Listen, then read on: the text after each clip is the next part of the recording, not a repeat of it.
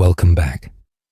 Tonight, we're settling into one of the most perplexing corners of Five Nights at Freddy's lore, where the face of the franchise himself, Freddy Fazbear, stands at the center of mysteries that refuse to be solved. For over a decade now, this brown animatronic bear with his signature top hat and bow tie has been more than just a jump scare waiting in the shadows. He's been a puzzle wrapped in questions, a character whose very existence touches nearly every unanswered riddle in this sprawling, haunted universe. From the child whose spirit inhabits him, to the golden variant that seems to defy the rules of possession itself. From bite victims whose identities remain debated to timelines that contradict themselves with each new revelation. Freddy's story is one of fragments that never quite fit together, no matter how hard the community tries to force the pieces into place.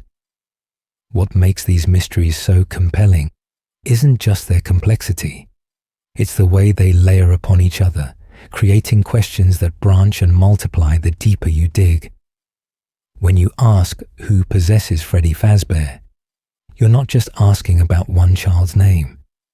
You're opening doors to debates about how possession works in this universe, whether multiple souls can inhabit a single animatronic, what happens to spirits after fires and puppet rituals, and whether the rules established in one game even apply to the next.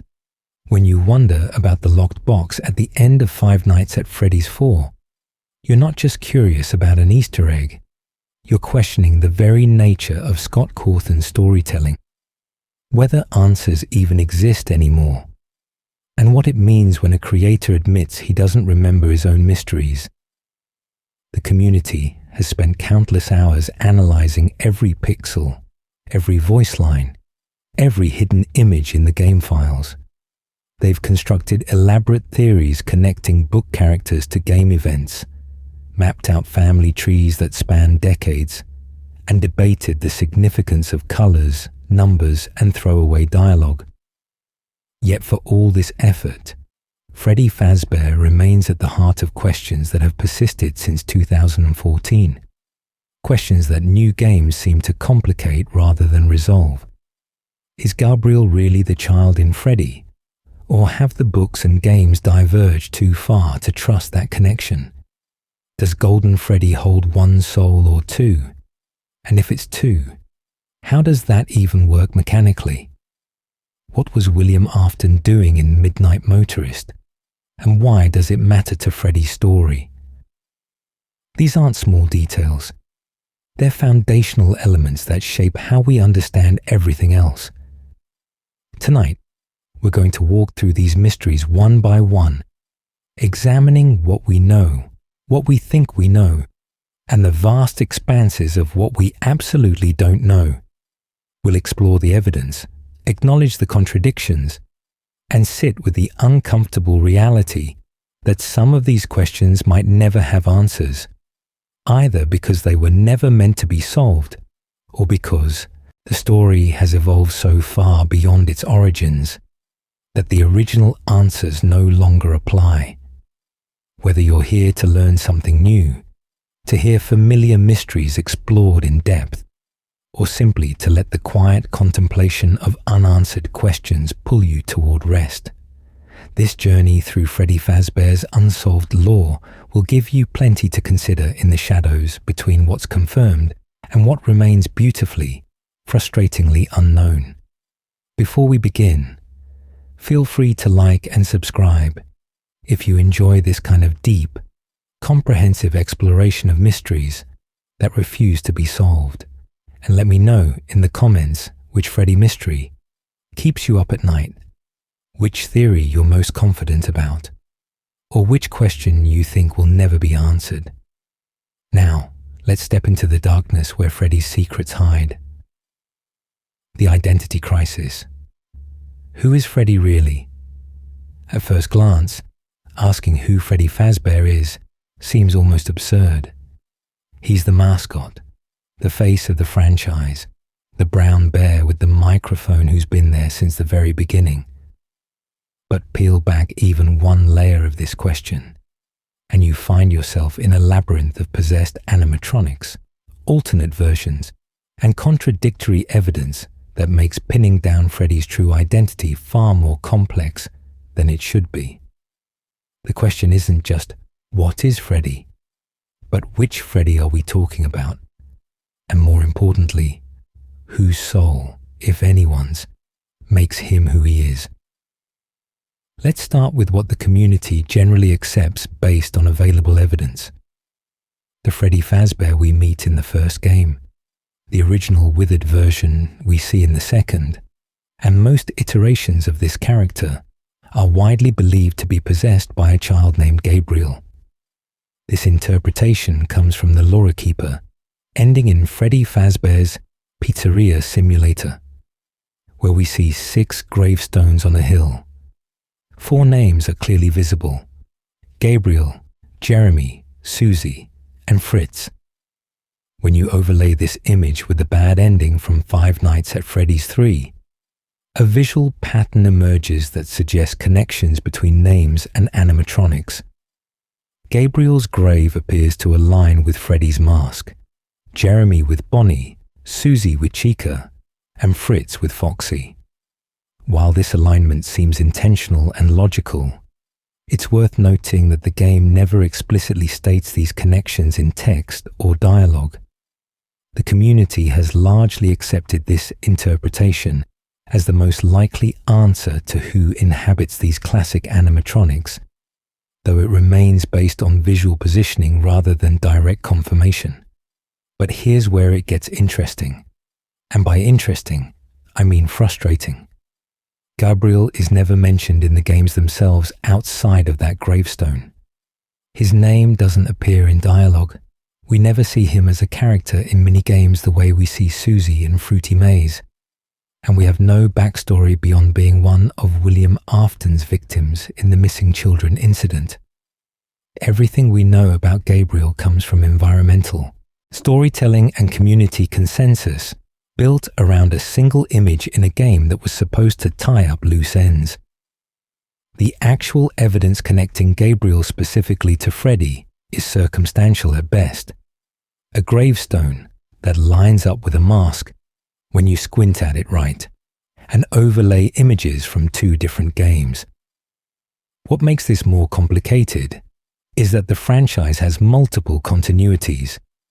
In the novel trilogy, which isn't canon to the games but was written by Scott Cawthon himself, the children have different names.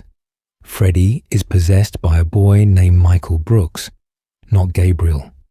Now, Scott has been explicit that the books and games are separate, that we shouldn't take the novels as literal explanations for game events. But he's also said the books can help fill in blanks, that they explore themes and ideas relevant to understanding the games. So when the books give us a completely different name for Freddy's spirit, what are we supposed to do with that? Is it irrelevant because it's a different continuity? Or does it suggest that the specifics of names don't matter as much as the broader concept of children possessing animatronics? Then there's the physical evidence on Freddy himself that raises questions. In the first game, if you look closely at Freddy's face, you can see what appear to be handprints.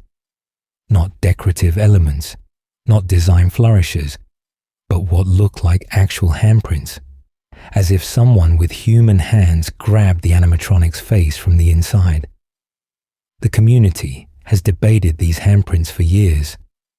Some wonder if they could represent Gabriel trying to escape, while others suggest they might be from an employee who climbed into the suit.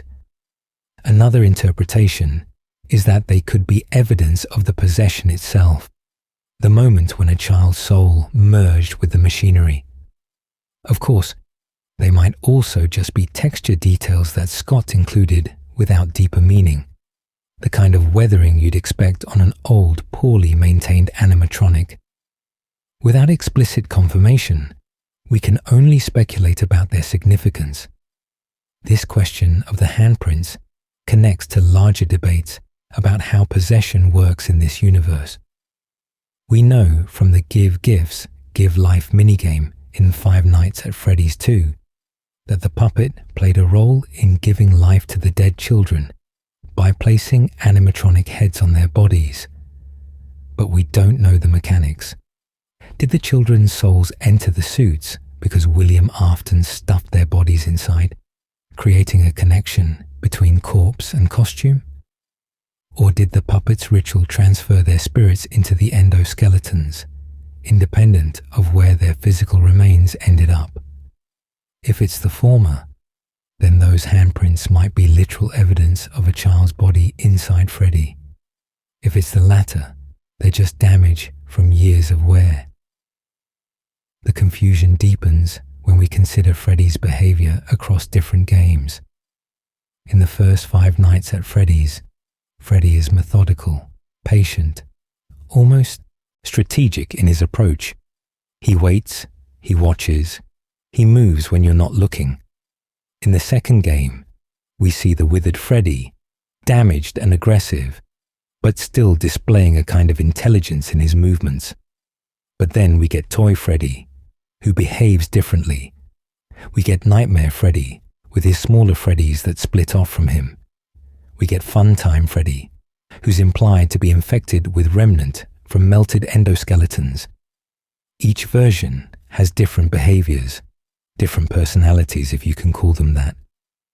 So who is the real Freddy? Which version represents Gabriel's actual personality, if any of them do? This question becomes even more tangled when we try to distinguish Freddy from Fredbear. In Five Nights at Freddy's 4, we learn about Fredbear's family diner, the establishment that predated Freddy Fazbear's Pizza. Fredbear is a golden bear, clearly a precursor or variant of Freddy, but the relationship between them has never been clearly defined. Is Freddy literally just a recolored Fredbear, a rebranding when Henry, Emily, and William Afton moved from the diner to the pizzeria? Or are they fundamentally different characters? The games treat them as separate. Fredbear is associated with the Springlock suits and the Bite of 83, while Freddy is the main animatronic of the missing children incident. But their designs are so similar, their roles as mascot bears so parallel, that it's hard not to see them as connected. And this is before we even get into the physical impossibility of some of Freddy's forms. Golden Freddy, which we'll discuss in depth later, appears as a slumped, inactive suit with no endoskeleton in the first game. He materializes in your office, crashes your game, and defies every rule about how animatronics work in this universe. Is that Gabriel in a different suit? Is it a completely different spirit? Is it a ghost, an apparition, something fundamentally different from the possessed robots walking the halls? The games never tell us. What makes all of this so maddening is that Freddy should be the easiest character to understand. He's the title character, the one on every logo, the face you see first. But between contradictory continuities, unexplained physical details, behavioral inconsistencies across games, and a backstory built entirely on implication and fan interpretation, we can't even say with absolute certainty who the child inside him was, how he came to be possessed, or whether the rules that apply to him in one game hold true in the next. Gabriel is the best answer we have, but it's an answer built on circumstantial evidence from a gravestone in a game released years after the character first appeared. It's an answer that assumes books and games are separate except when they're not. That names matter except when they change. That one image in one ending of one game can definitively solve a question that's been debated since 2014. The identity of Freddy Fazbear is both the simplest and most complex question in this franchise. Simple because we all know who we mean when we say Freddy. Complex because when you try to define exactly who that is, whose soul inhabits him, how he came to be, and whether the version in Game 1 has any connection to the version in Game 9, you realize that the bear at the center of Five Nights at Freddy's is as much a mystery as anything else in this haunted pizzeria. And maybe that's intentional. Maybe Freddy's identity is meant to be fluid, adaptable, changing with each game to serve whatever story Scott Cawthon wants to tell. Or maybe there was a clear answer once, back in 2014, and it's been lost in a decade of retcons, expansions, and community theories that became more complex than the original vision ever intended. The Golden Freddy Enigma.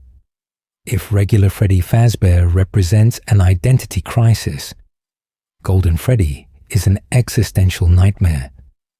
This character, if you can call him that, has been defying explanation since his first appearance in Five Nights at Freddy's 1.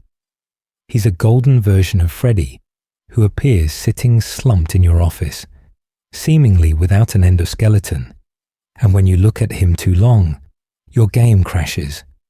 Not a jump scare, not a game over screen, an actual crash, the program closing, your night ending in technical failure. From that very first encounter, Golden Freddy established himself as something different, something that doesn't play by the rules that govern every other animatronic in the building. The questions surrounding Golden Freddy are numerous and interconnected, creating a web of mysteries that gets more tangled with every game that tries to address them. Is he a physical animatronic or a ghost? Is he possessed by one child or two? Is he the same as Fredbear from the fourth game? Or are they separate entities? Why can he materialize in locations without walking there? What does "it's me" mean when it flashes on screen? And perhaps most importantly, who is the vengeful spirit associated with him? And why does that spirit seem to have so much power over William Afton's fate? Let's start with the possession question, because it's where most Golden Freddy debates begin and end. The community consensus, built from clues across multiple games, is that Golden Freddy is possessed by a child named Cassidy.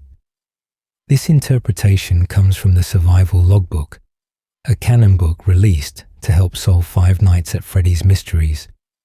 Inside this logbook, which is framed as belonging to Michael Afton during his time as a security guard, there are hidden messages. Some pages are numbered incorrectly, and when fans use these incorrect page numbers as coordinates in a word search puzzle, they were able to spell out Cassidy. Additionally, the logbook contains drawings and faded text that appear to come from a spirit asking questions about parties and Fredbear, which many interpret as this same entity trying to communicate. This seems straightforward enough. Based on this evidence, Cassidy is widely interpreted as the fifth missing children incident victim, the one whose grave is obscured in the pizzeria simulator ending, and fans generally conclude she possesses Golden Freddy. But here's where it gets complicated. A significant portion of the community believes Golden Freddy isn't possessed by just Cassidy. They believe two souls inhabit this character, Cassidy and the crying child, from Five Nights at Freddy's 4, the boy who dies after being bitten by Fredbear at his own birthday party. This theory, often called Golden Duo or Golden Both, has substantial evidence behind it. The survival logbook itself supports this dual possession theory. While the faded text asks questions that seem to come from Cassidy, there's also altered text throughout the book, letters and words changed in subtle ways. When you collect these alterations, some theorists believe they spell out responses to Cassidy's questions, responses that seem to come from the crying child. For example, Cassidy asks, "The party was for you," and the altered text reads, "It was for me." Cassidy asks, "What do you see?"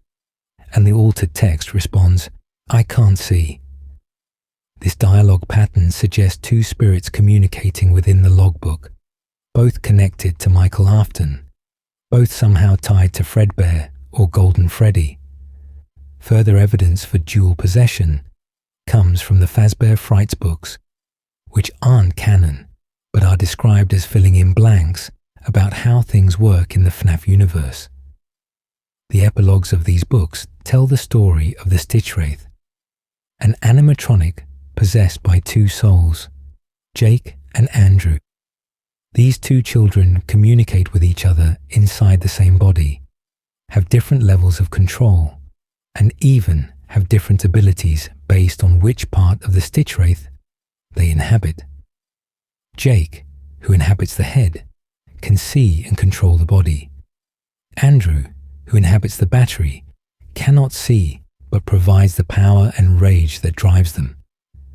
Many theorists believe the Stitch Wraith is meant to parallel Golden Freddy, showing us that yes, two souls can absolutely inhabit one animatronic, and here's how it might work mechanically. This parallel becomes even more interesting when you consider what each spirit might represent in Golden Freddy. In Ultimate Custom Night, there's a vengeful spirit associated with Golden Freddy, who refuses to let William Afton die, keeping him trapped in an eternal nightmare as punishment for his crimes. Many in the community identify this spirit as Cassidy, based on the logbook evidence and the character's association with Golden Freddy. This vengeful nature aligns with Golden Freddy's aggressive, powerful presence in the games. But the crying child, if he's also in there, would be a very different kind of spirit. He's a victim of circumstance, killed accidentally by his brother, traumatized by the animatronics even before his death. His presence might explain why Golden Freddy sometimes seems passive, why the "it's me" messages feel more like attempts at communication than threats, why there's a sadness to this character that doesn't quite fit with pure vengeance.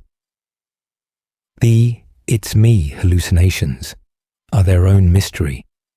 These words appear throughout the first game, flashing on screens, appearing in posters, associated primarily with Golden Freddy. But what do they mean? If we accept that the crying child spirit is in Golden Freddy, and that the night guard in the first game is Michael Afton, the crying child's older brother, then "it's me" could be the crying child trying to tell Michael who he is, trying to reconnect with the brother who accidentally killed him. It's a heartbreaking interpretation, the ghost of a child reaching out to his sibling across death, using the only words he can form in his mechanical prison. But if Golden Freddy is only Cassidy, "it's me" becomes more ambiguous. Is she identifying herself, claiming William Afton as her killer, asserting her presence and power? The phrase is too simple to carry definitive meaning, which makes it endlessly interpretable. Then there's the problem of Golden Freddy's physical form, or lack thereof.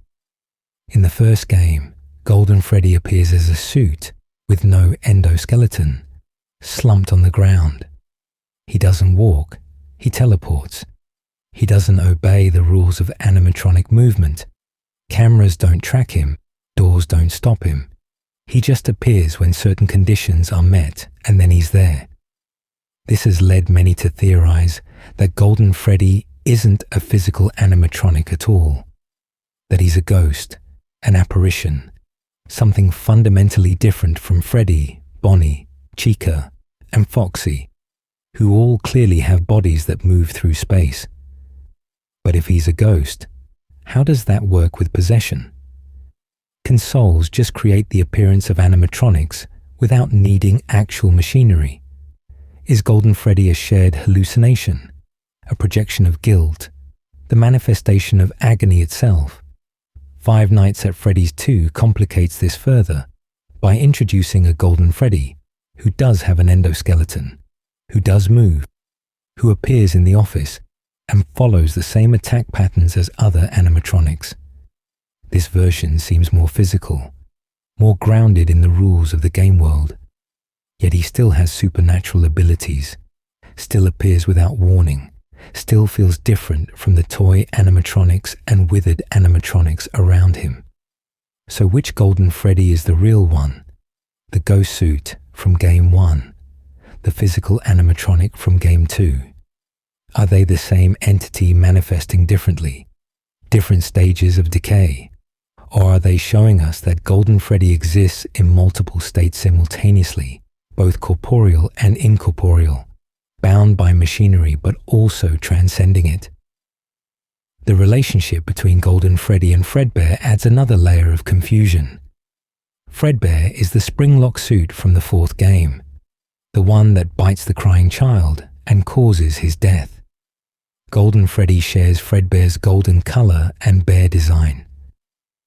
Many assume they're the same character, that Golden Freddy is what Fredbear became after the diner closed and the suit was moved to Freddy Fazbear's Pizza. But the games never explicitly confirm this. Fredbear has purple accessories, a hat and bow tie in purple. Golden Freddy's are black or dark blue depending on the lighting. Fredbear is a spring-lock suit designed to be worn. Golden Freddy in Game 1 appears to have no internal mechanisms at all. Are these differences meaningful? Or are they just design inconsistencies across games made years apart? If the crying child does possess Golden Freddy, and if Golden Freddy is Fredbear, then the crying child would be inhabiting the very animatronic that killed him. This creates a kind of poetic tragedy. The boy who feared the robots more than anything, who cried at the sight of them, who died because his head was forced into a mechanical mouth, now spending eternity trapped inside that same machine. It's the ultimate irony, the ultimate horror. But it also raises questions about how this possession happened. The crying child died in a hospital, not at the restaurant. His body wasn't stuffed in a suit. The puppets give gifts, give life ritual, happened with the missing children incident, which occurred after the crying child's death. So how did his soul get into Fredbear Golden Freddy? Was it the Fredbear plush, the mysterious toy that seems to talk to him throughout the 4th game, that somehow transferred his spirit? Was it William Afton, the crying child's father, who put him there in some twisted attempt to put him back together as promised in the game's ending? The mechanics don't add up with what we know about how possession works in this universe. The more you examine Golden Freddy, the more you realize that every answer creates new questions.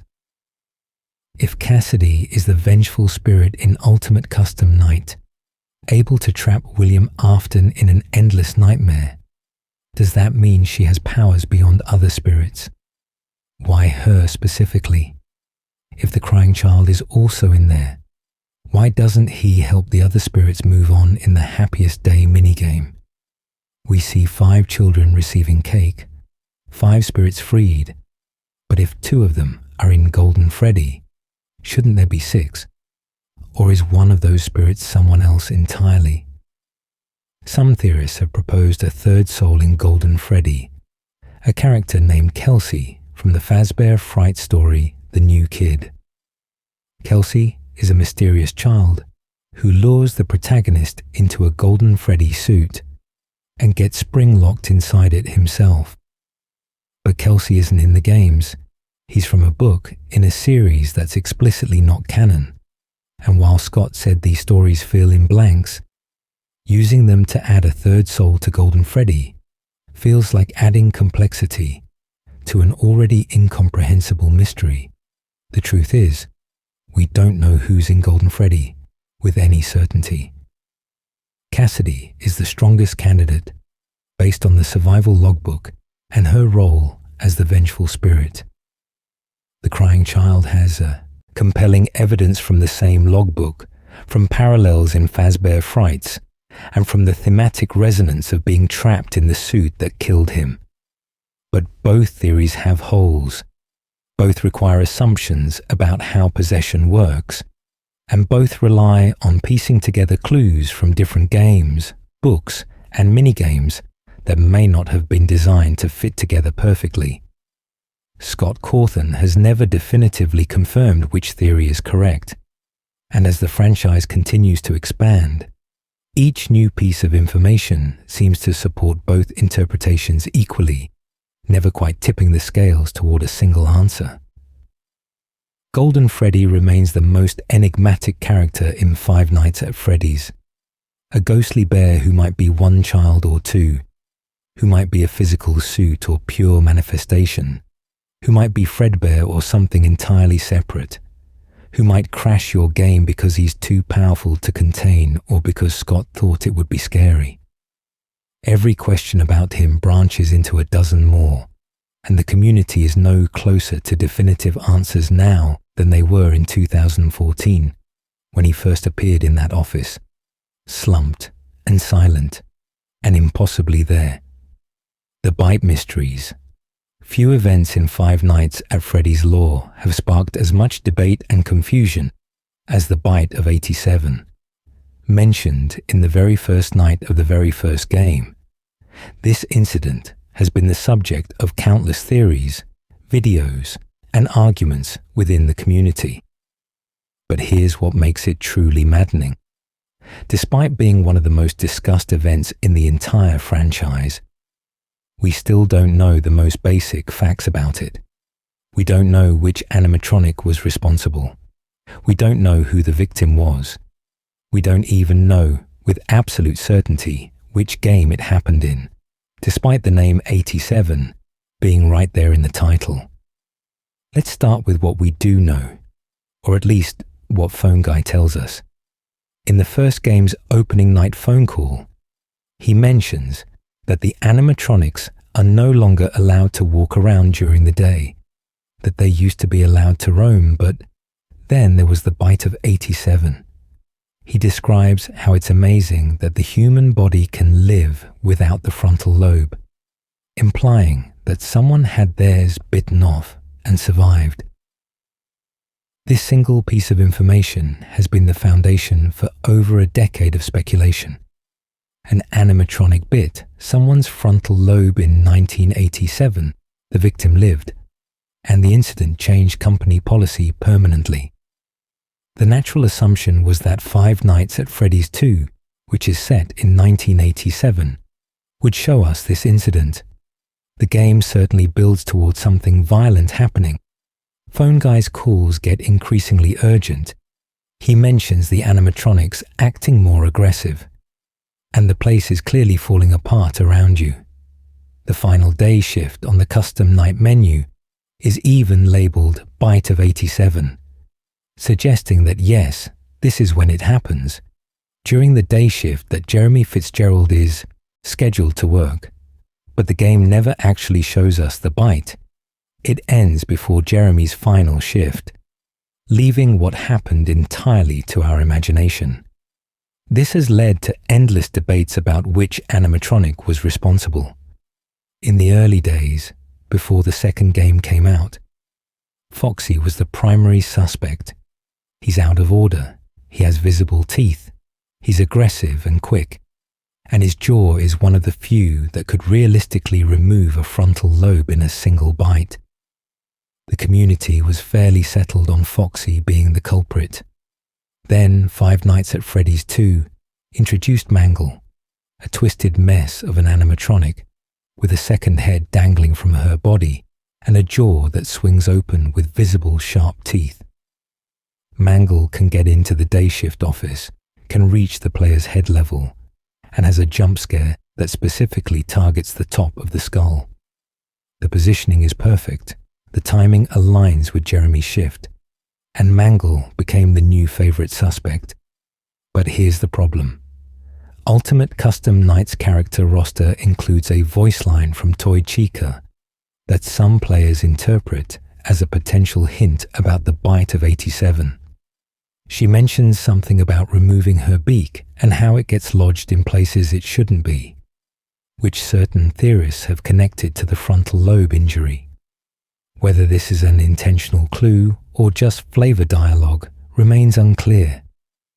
Then you have theorists who point to Freddy himself, arguing that the main character should be responsible for the main incident, or Toy Bonnie because he's also aggressive and gets very close to the night guard. Every animatronic in that building has been accused of the bite of 87 at some point, and the evidence for each remains largely circumstantial, based on positioning, aggression levels, and fan interpretation of ambiguous hints. What complicates this further is that the bite of 87 isn't the only bite incident in the franchise. Five Nights at Freddy's 4 introduces the bite of 83, where we watch a child, the crying child, get his head shoved into Fredbear's mouth by his older brother and his friends. Fredbear's spring-locked jaws close on the child's skull, there's blood, and the child ends up in a hospital where he flatlines. This is clearly a different incident. It happens at Fredbear's family diner, not Freddy Fazbear's Pizza. It's in 1983, not 1987, and the child appears to die, while the 87 victim survived. But the similarities have led to confusion about whether these are actually two separate events, or if the dates got mixed up somehow in the lore. This confusion was so widespread that Scott Cawthon himself had to clarify in an interview that yes, there are two bites. They're separate incidents, and they both matter to the story. But even with this confirmation, questions remain. Why are there two bites? Is this just coincidence? Two separate tragedies at animatronic establishments? Or is there a connection, perhaps something about the Afton family being cursed to experience bite-related trauma? The crying child is William Afton's son, bitten by Fredbear in 83. If the 87 victim has any connection to the Aftons, whether it's another family member or Michael Afton himself, it would create a pattern too deliberate to be accidental. But we don't know who the 87 victim is. Jeremy Fitzgerald is working the day shift when it presumably happens, but does that make him the victim? Or is he just present when some other staff member or a child gets bitten?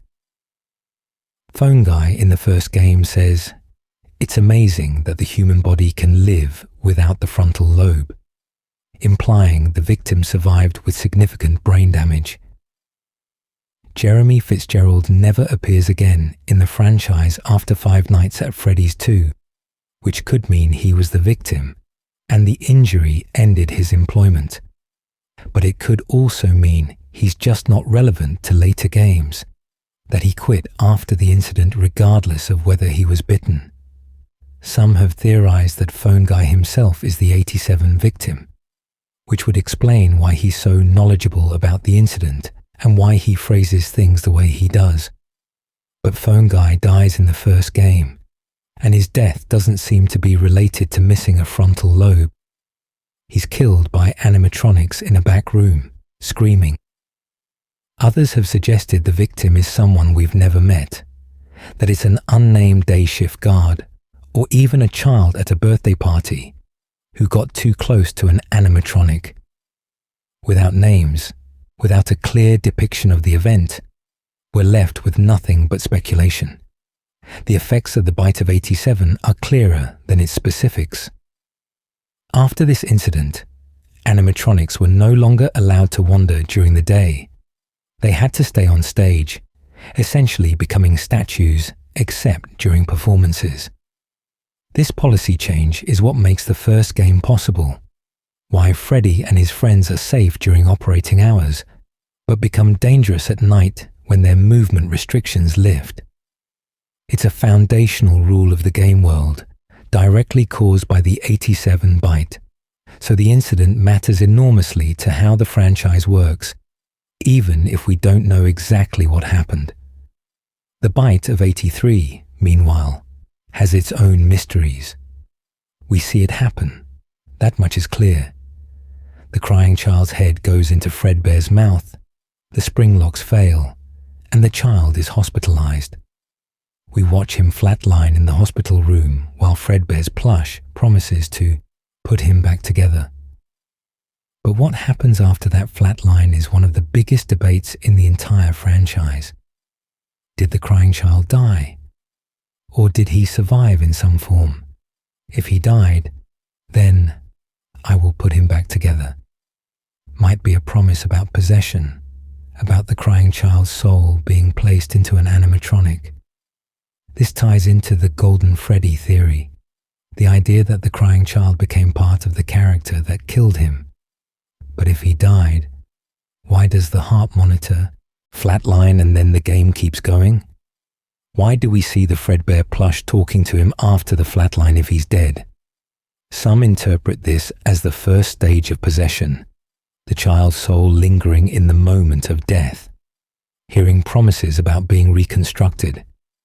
If he survived, then I will put him back together becomes more literal and more sinister.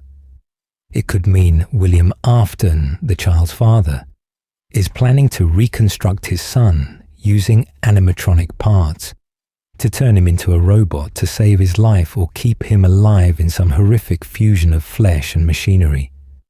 This interpretation makes William's later experiments with remnant and possession seem like extensions of his attempts to resurrect or preserve his own son. But if the crying child survived, where is he in later games? What became of him? Why don't we see him again? The ambiguity of both bites, what happened, who was involved, what the long-term effects were, creates a foundation of uncertainty that affects dozens of other mysteries in the franchise. We can't definitively solve the identity of Golden Freddy without knowing if the crying child died or survived the 83 bite. We can't fully understand the toy animatronic's aggressive behavior without knowing which one bit someone in 87. We can't piece together the Afton family timeline without knowing who was present at which bite and how those incidents shaped their relationships. Scott Cawthon has said that every detail in his games matters, that he doesn't include random Easter eggs, that everything is there for a reason. If that's true, then both bites must be solvable. The clues must exist somewhere in the games, in the character behaviors, in the minigame sequences, in the phone calls and rare screens and hidden messages. But if those clues exist, the community hasn't found them convincingly enough to reach consensus. A decade after the bite of 87 was first mentioned, we still don't know which metal jaw closed around someone's skull in 1987. A decade after we watched the crying child flatline, we still don't know if he died in that hospital or if some part of him persisted. These aren't small details. They're major events that shape the entire trajectory of the franchise's lore, and they remain as mysterious as they were when we first encountered them. Two bite incidents that refuse to be solved, hanging over the franchise like open wounds that never quite heal. The missing children incident. The missing children incident is the dark heart of Five Nights at Freddy's, the tragedy that sets everything else in motion. 5 children lured to a back room by a man in a Spring Bonnie costume, murdered. Their bodies hidden in animatronic suits, where their spirits would eventually come to possess Freddy, Bonnie, Chica, Foxy, and Golden Freddy. This is the event that transforms a struggling pizzeria into a haunted nightmare, that turns William Afton from a businessman into a serial killer, that creates the cycle of possession and vengeance that drives the entire franchise.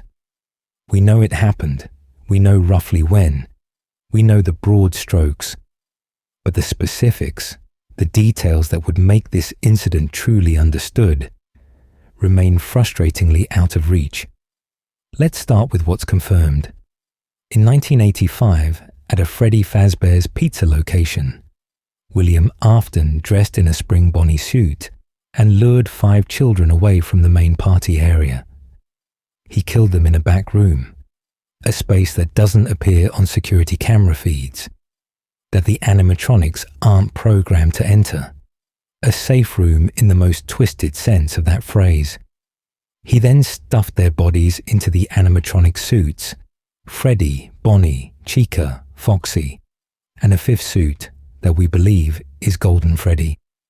Later, the puppet, possessed by Charlotte Emily, Henry Emily's daughter and William's first victim, performed a ritual shown in the Give Gifts, Give Life minigame, placing animatronic heads on the children's bodies and somehow facilitating their possession of the suits.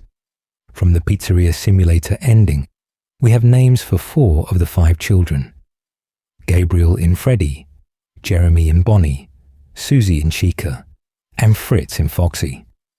The 5th name, on the obscured gravestone, is believed to be Cassidy, though this isn't as definitively confirmed as the others.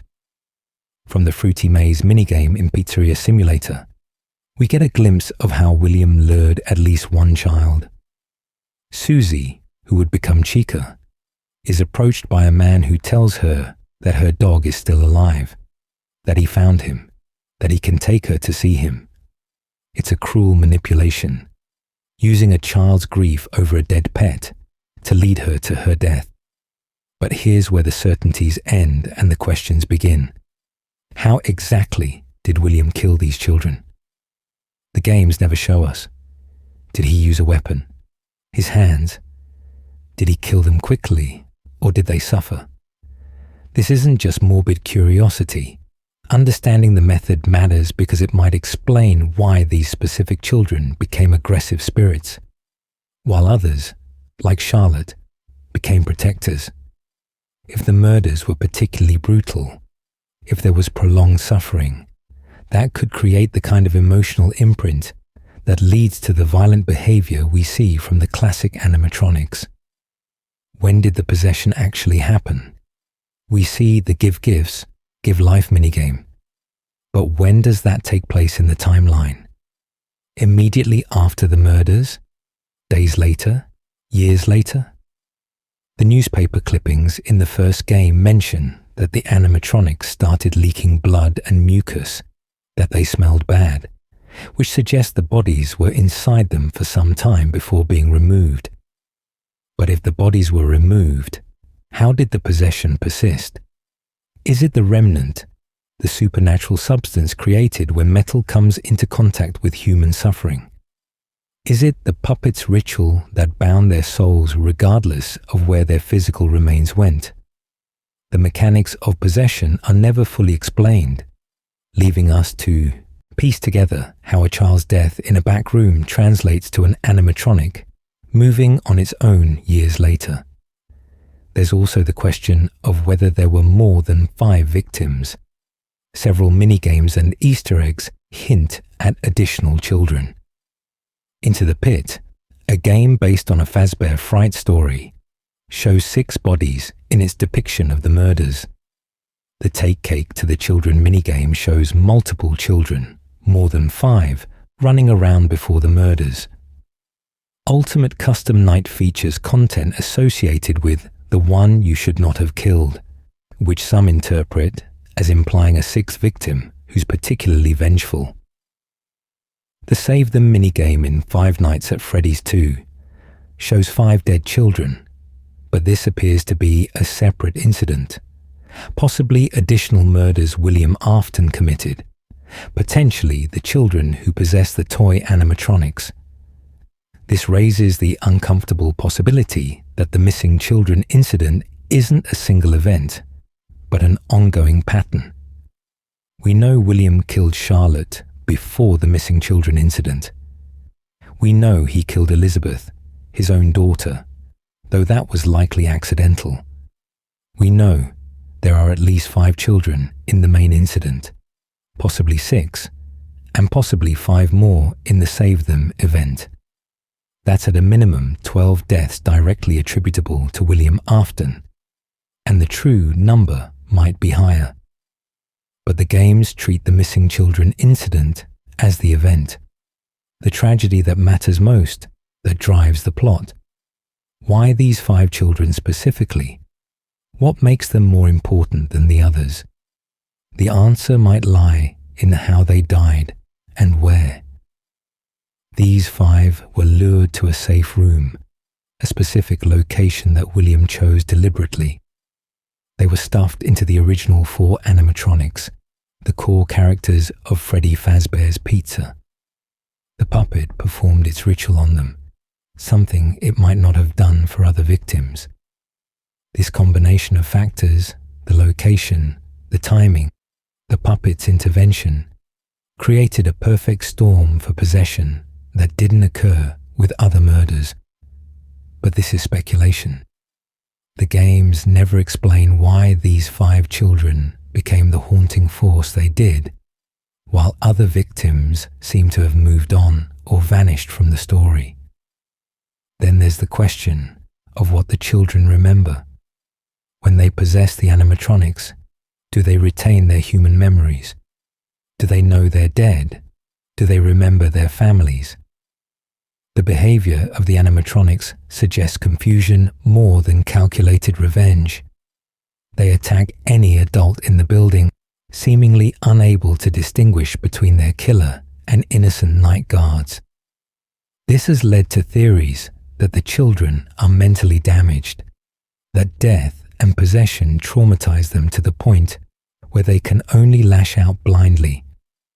But Susie in Fruity Maze seems aware, seems to understand what happened to her.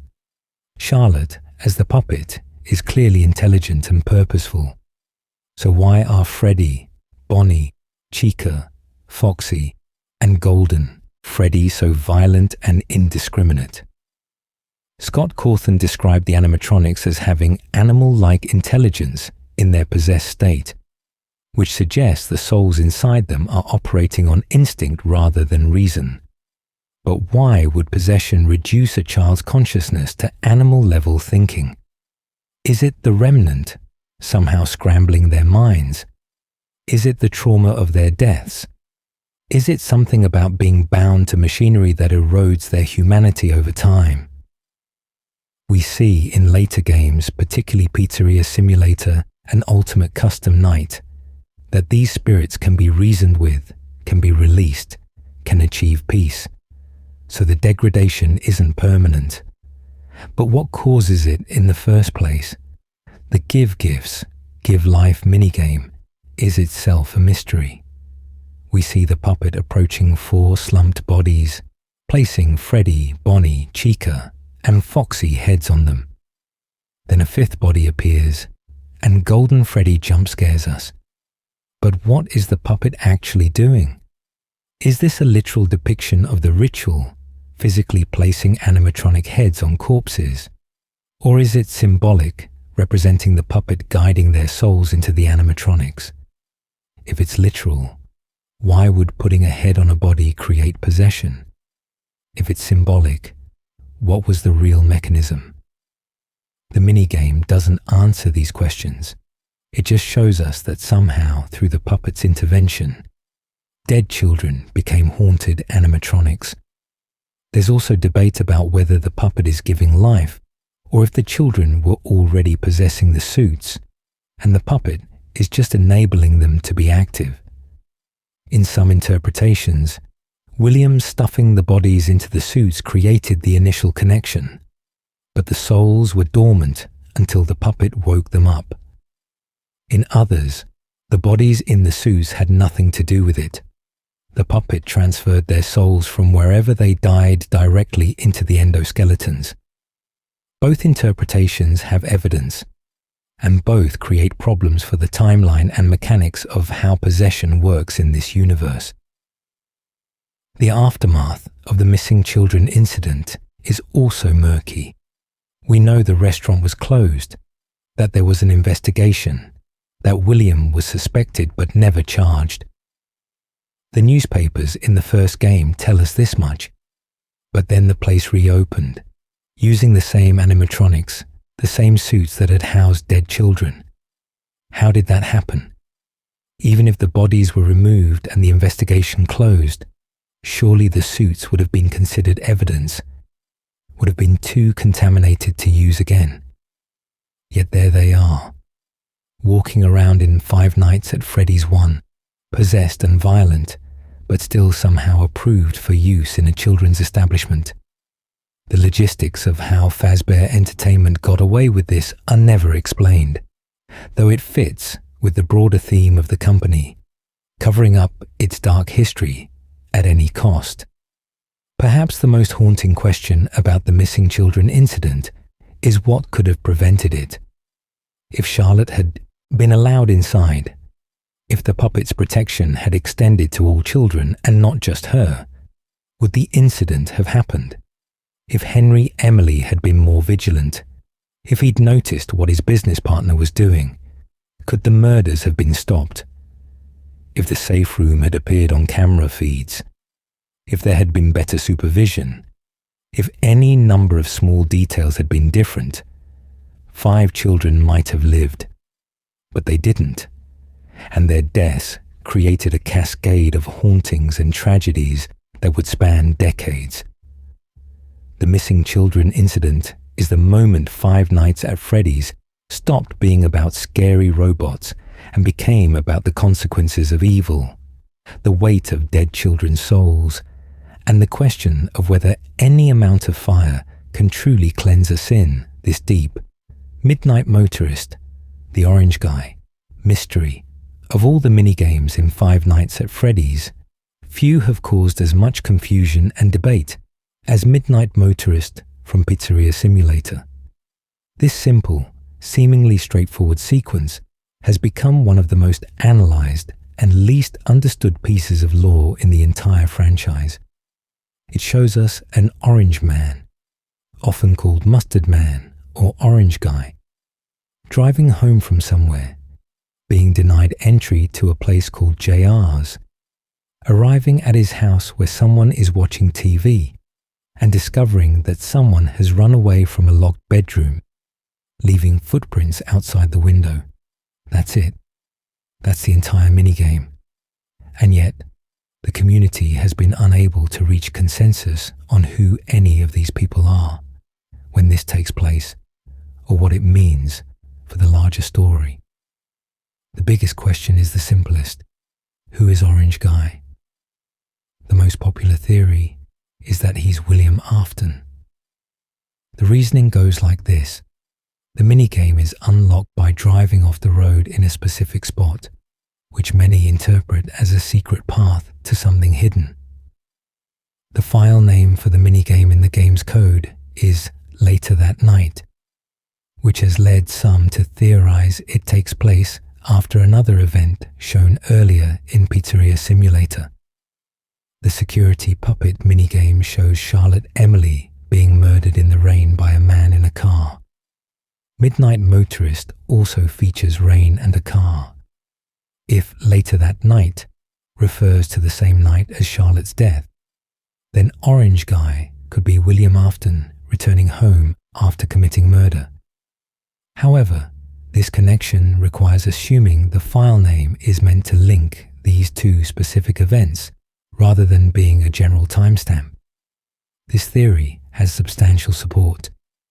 Orange Guy drives a purple car, and purple is the color associated with William Afton throughout the franchise. He's literally called Purple Guy. The house in Midnight Motorist has a layout similar to the house in Five Nights at Freddy's 4, which many believe is the Afton home. Orange Guy's behavior, barging into rooms, demanding to know where his son has gone, speaking in a threatening manner, aligns with what we know of William as an abusive father. The person watching TV, depicted in grey, is often interpreted as Michael Afton, and they say, "Leave him alone tonight, he had a rough day," suggesting concern for another child, likely the crying child. Everything seems to fit, but here's where it gets complicated. Why is William orange in this minigame when he's purple everywhere else? Some argue it's a palette change due to the rain, or that he's wearing different clothes, or that his normal purple appearance represents him in the spring Bonnie suit, while orange shows him out of costume but these feel like justifications rather than answers. If Scott wanted to show us William Afton, he could have made him purple. The deliberate choice of orange suggests either William is not the character we're playing as, or color coding in this minigame doesn't mean what it means elsewhere in the franchise. There's also the JR's mystery. Orange Guy tries to enter a location marked as JR's, and a green man standing outside tells him he can't come in, that he's been told not to let him in. Who told him? Why is Orange Guy banned?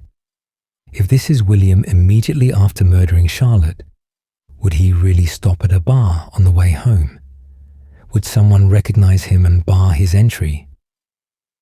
Some have theorized JR stands for juniors, possibly a reference to Henry Emily Jr. if we assume Henry has a son. Others think it's just a bar and William has been kicked out for past behavior, drinking too much or causing problems. Still others believe the Green Man is Henry Emily himself, that this is Henry refusing to let William into some establishment they share, already suspecting what William has done.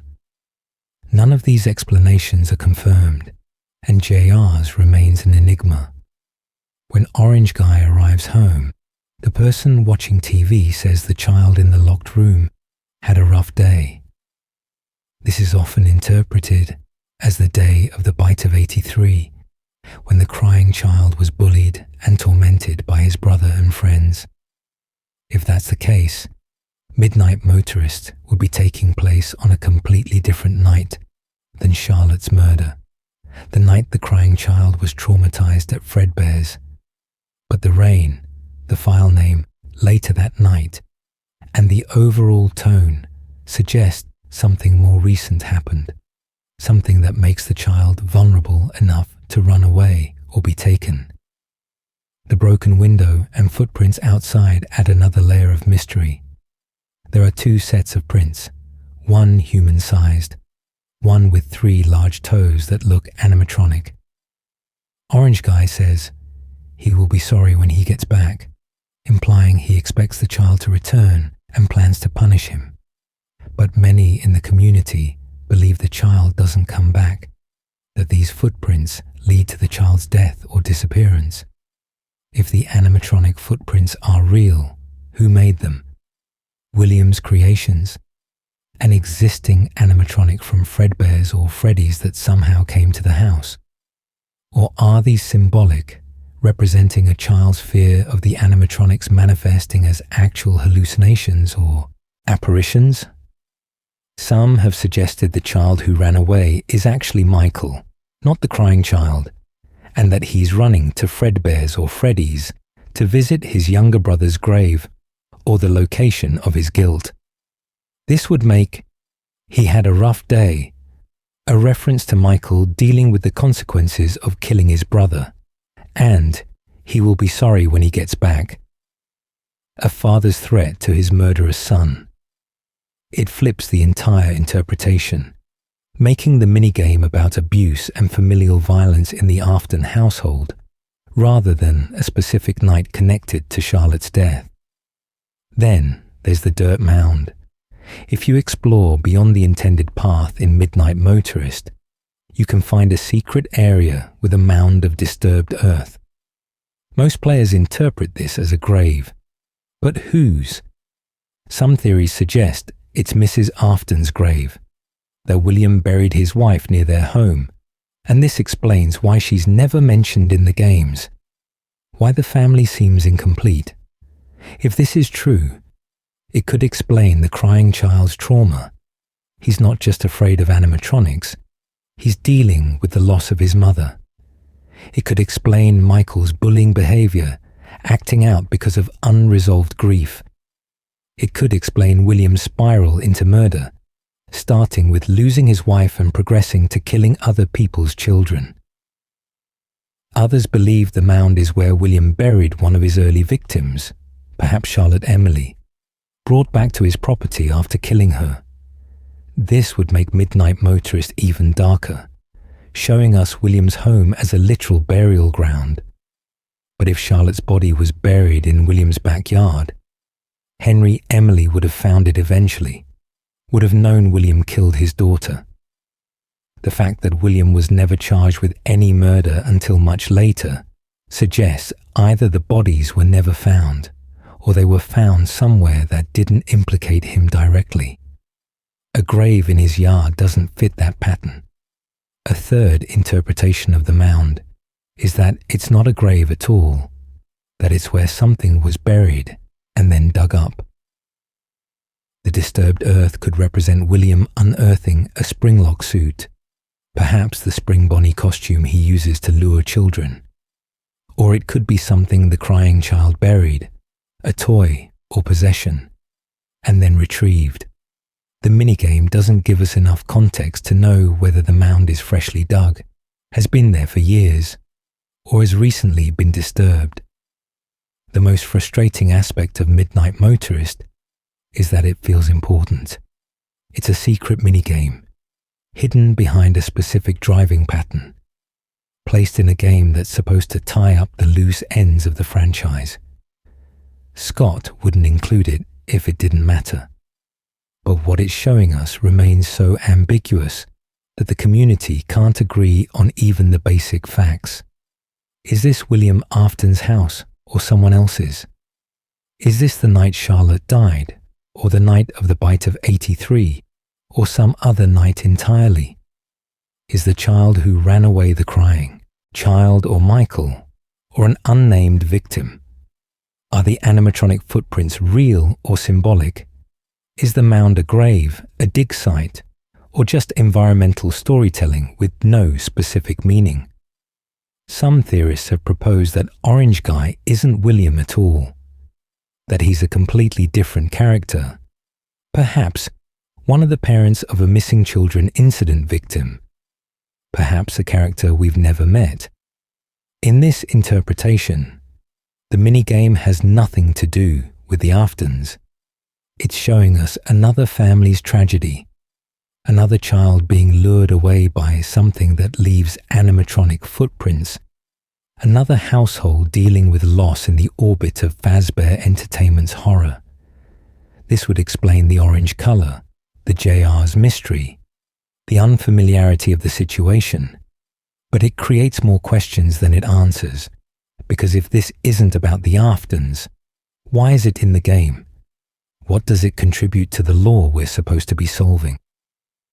Scott Cawthon has confirmed that Midnight Motorist is connected to the main story, that it's not just a random scene, but he's never clarified what it means, which character we're playing as, or which night in the FNAF timeline we're witnessing. The minigame has been in the game since 2017, and we're no closer to solving it now than we were then. Every new piece of information from books or games seems to support multiple interpretations equally, never quite confirming one theory over another. Midnight Motorist remains stubbornly unsolved, a rainy night drive that leads to a locked bedroom and questions that branch endlessly into the dark, refusing every attempt to illuminate them with definitive answers. The FNAF 4 box. At the end of Five Nights at Freddy's 4, after surviving the nightmare mode and enduring countless animatronic attacks, players are shown an image that has haunted the community for over 9 years, a locked box secured with 2 locks sitting against a black background. Above it, white text appears. Perhaps some things are best left forgotten for now. This box, so simple in its presentation, has become the most debated object in the entire franchise, not because of what's inside it, but because we'll likely never know. In a 2024 interview with YouTuber Dorco, Scott Cawthon admitted that he could no longer remember what he originally intended to put in the box, describing it as something that remained in the ether and expressing uncertainty about whether he could find it again. This revelation should have ended the speculation, should have let the community move on. Instead, it's made the box even more fascinating, a mystery without an answer, a question without a question mark. Let's start with what we know factually. The box appears in the game files with both locked and unlocked sprites, suggesting Scott originally planned to open it. The text, "for now," implies a future reveal, a DLC or sequel that would show us what's inside. Data miners found that clicking the locks in a specific order doesn't open the box, that no amount of gameplay achievement unlocks it, that it's just an image with no interactive functionality. When FNAF World was released, an unlocked version of the box appeared in that game's files, still just as an image with no contents revealed. This progression suggested Scott was building towards something, that the box would eventually open. But it never did. Scott's own statements about the box have evolved over time, creating a narrative of changing intentions that mirrors the franchise's own development. Initially, he seemed confident about what was in the box. In early Reddit posts, he referenced the box in ways that implied it had a definite answer that players just needed to discover. He said the community had solved FNAF 1, 2, and 3 completely, that he couldn't hide anything from them. But with FNAF 4, no one, not a single person, found the pieces. This suggests the box was meant to be opened by solving the game's lore, by piecing together clues in the right way. The failure of the community to solve FNAF 4 meant the box stayed locked. But then his tone changed. In later interviews, particularly the one with YouTuber Dorko in 2024, Scott revealed that the contents of the box had changed over the years as the story developed, that what he originally planned to put in there no longer fit with where the franchise had gone. This is a crucial admission because it means the box wasn't just about FNAF 4, it was about the entire franchise as Scott saw it in 2015. As new games added new lore, new characters, new explanations, whatever fit in the box originally stopped making sense. Scott could have retrofitted a new answer to fit the current state of the lore, but instead he chose to leave it locked, to let it remain a symbol of unanswered questions, rather than forcing a solution that might feel contrived. This brings us to the theories about what was supposed to be in the box. The most popular theory is that it contains the crying child's body, or remains. In this interpretation, William Afton, after his son died from the bite of 83, put the child in the box as part of his promise to put him back together. The box represents William's failed attempt at resurrection, his inability to bring his son back despite all his knowledge of animatronics and Remnant. The locks symbolize that some deaths can't be undone, some losses must remain closed. This theory has emotional weight. It ties directly into FNAF 4's story, and it explains why the text says things are best left forgotten, because a father's grief over his dead child is too painful to confront. Another theory is that the box contains pieces of the lore itself, physical representations of the story. Scott once said, "What's in the box? It's the pieces put together," which many interpreted as the box containing the solution to FNAF 4's mysteries. In this reading, if players had solved the game correctly, the box would have opened to reveal explanations, connections, answers to questions about who the protagonist is, how the nightmare animatronics work, when the game takes place in the timeline. The box becomes metatextual, not a literal object in the story, but a representation of the story itself. Locked, because we failed to find the right interpretation. Some have suggested the box contains items from throughout the franchise, keepsakes from each game that tie the story together. Freddy's hat, Bonnie's guitar, a piece of Foxy, Golden Freddy's head. These items collected together would show the unity of the first 4 games, the one story that Scott mentioned in his cryptic hints.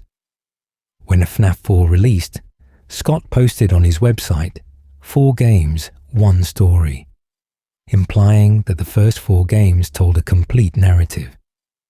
The box at the end of Game 4 could be the culmination of that narrative, everything tied together and sealed, the story complete. But then Sister Location came out, and Pizzeria Simulator, and the story wasn't complete at all. The box couldn't hold the whole story anymore because the story kept expanding beyond those original 4 games. In the books, specifically the Silver Eyes trilogy, which isn't canon, but shares themes with the games, there's a similar box that contains Charlotte Emily's body, preserved by her father Henry, as he tries to cope with her death. Some theorists believe this book version is Scott showing us what was supposed to be in the game version, that the FNAF 4 box contains the crying child, the same way the book box contains Charlotte.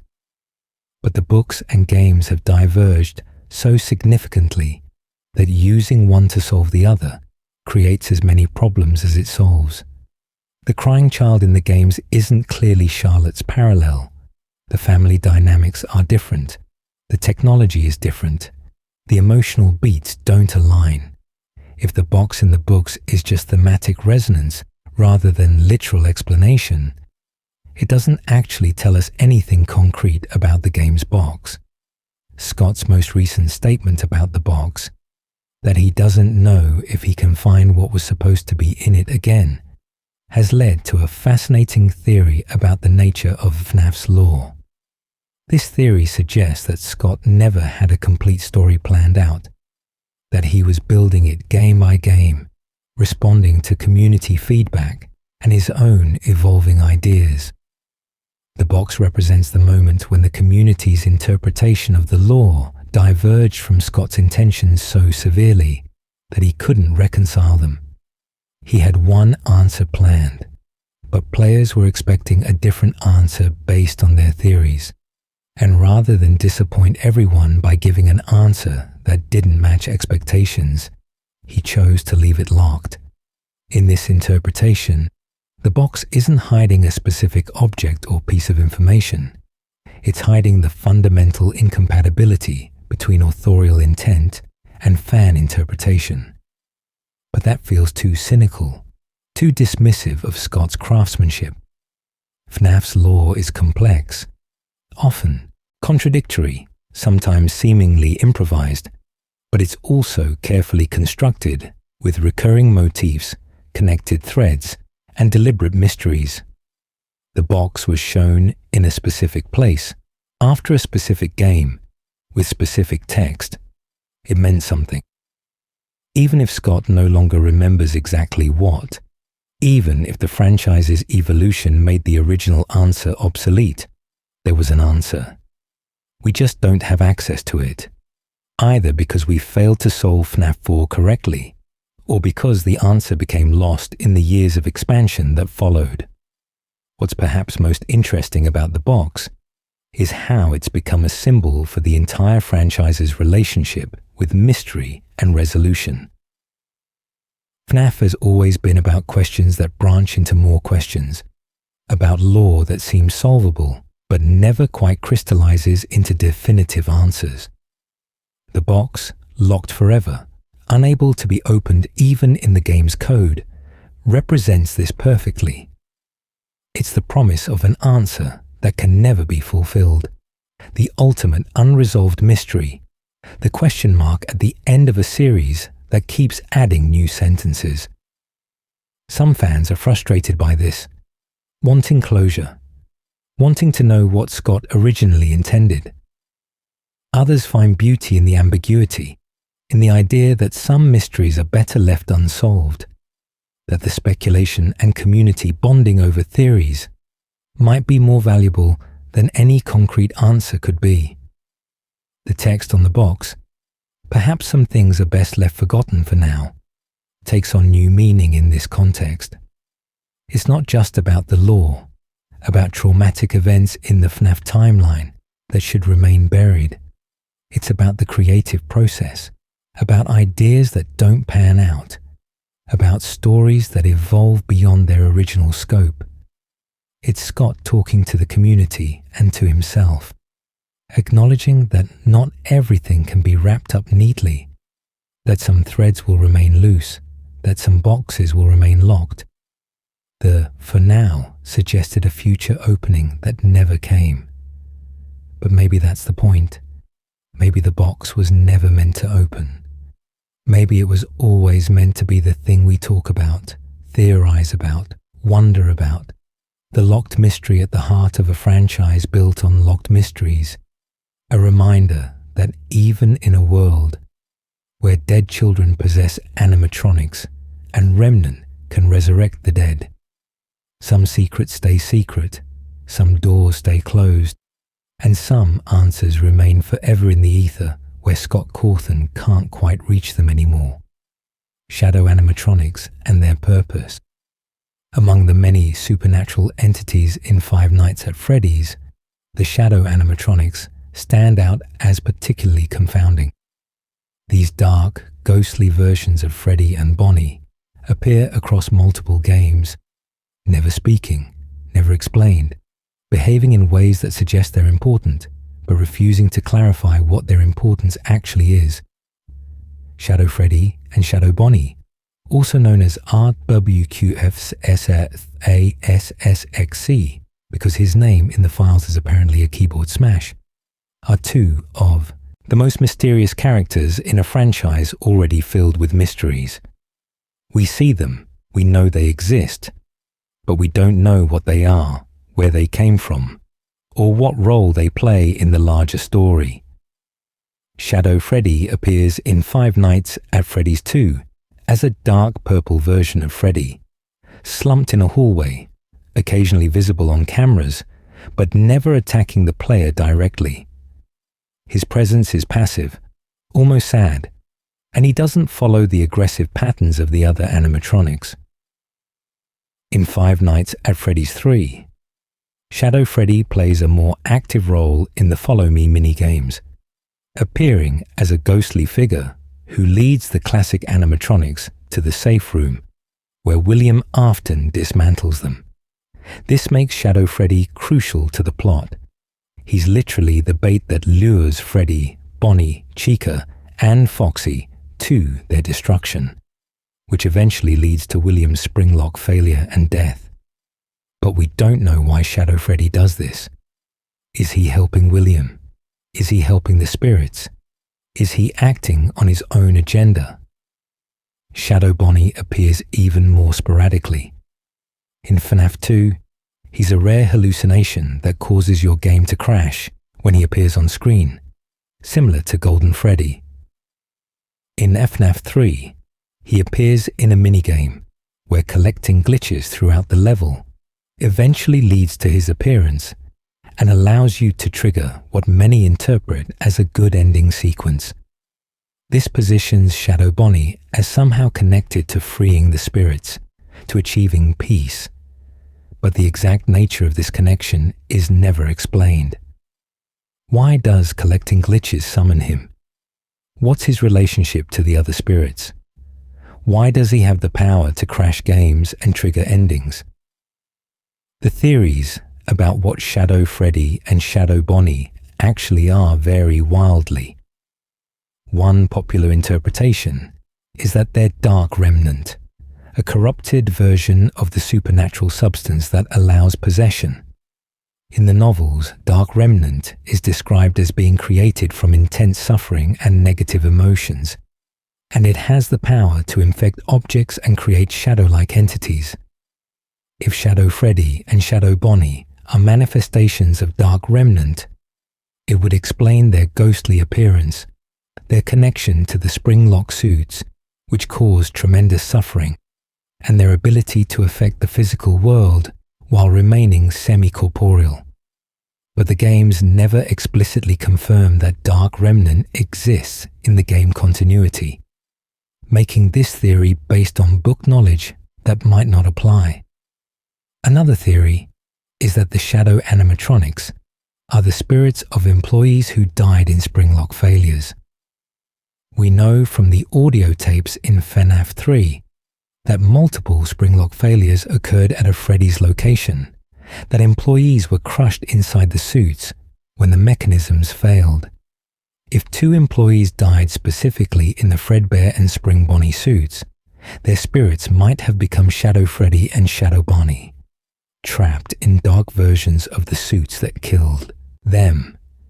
This would explain why they're specifically purple or dark-colored, the bruising and blood from the springlock failures, and why they seem separate from the missing children incident victims. They're a different kind of haunting, not children seeking revenge, but employees trapped in their workplace even in death. Some theorists believe Shadow Freddy is actually William Afton's wickedness given form, a manifestation of his evil that exists separately from his physical body. In this interpretation, Shadow Freddy leading the animatronics to their dismantling isn't helping the spirits.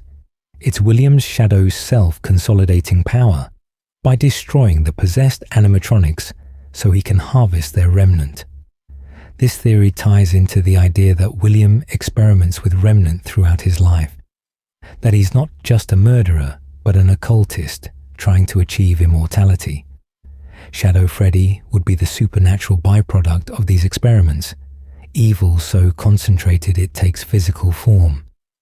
But this interpretation requires accepting that FNAF has moved from ghost stories into territory where abstract concepts like wickedness can manifest physically, which is a significant shift in how the universe works. There's also speculation that Shadow Bonnie might be connected to the crying child. The FNAF 4 gameplay features a toy phone on the player's bed that, when clicked, occasionally speaks backwards. When reversed, the audio seems to say, "It's me" or "Help me," and the voice could be interpreted as a child's. Some believe this connects the crying child to Shadow Bonnie through the "Help me" message, that Shadow Bonnie is the crying child's attempt to communicate or to help others escape the fate he suffered. The fact that Shadow Bonnie appears in the FNAF 3 minigame that leads to the happiest day, the moment when the spirits are freed, supports this theory. The crying child, unable to be freed himself, might be working to free others, manifesting as Shadow Bonnie to guide players and spirits toward release. But all of these theories run into the same problem. They're built on interpretation rather than evidence. The games never tell us what the shadow animatronics are. They appear, they do things, and then they vanish from the plot without explanation. Scott Cawthon has never clarified their purpose in interviews or on social media. The community has been analyzing these characters since they first appeared in FNAF 2, and we're no closer to consensus now than we were then. Every game that could have explained them, FNAF 3, Sister Location, Pizzeria Simulator, just added more shadow characters, more dark entities, without ever circling back to clarify what the original 2 meant. What makes this particularly frustrating is that Shadow Freddy directly influences major plot events. Without Shadow Freddy luring the animatronics to the safe room, William wouldn't have dismantled them, wouldn't have been cornered by their spirits, wouldn't have climbed into the Spring Bonnie suit and become Springtrap. Shadow Freddy is essential to the transition from the classic games to the Springtrap arc. But we don't know if he intended that outcome, if he knew what would happen, or if he was being manipulated by forces we don't understand. He's a crucial player in the franchise's turning point, and he's a complete cipher. Shadow Bonnie, meanwhile, seems connected to the good endings, to freedom and peace, but his methods are bizarre. Collecting glitches to summon him, crashing games when he appears. These aren't the behaviors of a benevolent spirit trying to help. They're the behaviors of something that exists outside the normal rules, something that has power over the game itself as a program rather than just as a story. This has led to extremely meta theories about Shadow Bonnie being a representation of the player, or of Scott Cawthon as the creator, able to break the fourth wall and affect the game in ways characters within the story cannot. But meta theories, while interesting, often feel like giving up on finding a concrete answer, like saying he's mysterious because he's meant to be mysterious, and leaving it at that. The shadow animatronics represent a specific type of FNAF mystery, the kind where evidence is scarce, appearances are brief, and the community is left to construct elaborate theories from almost nothing.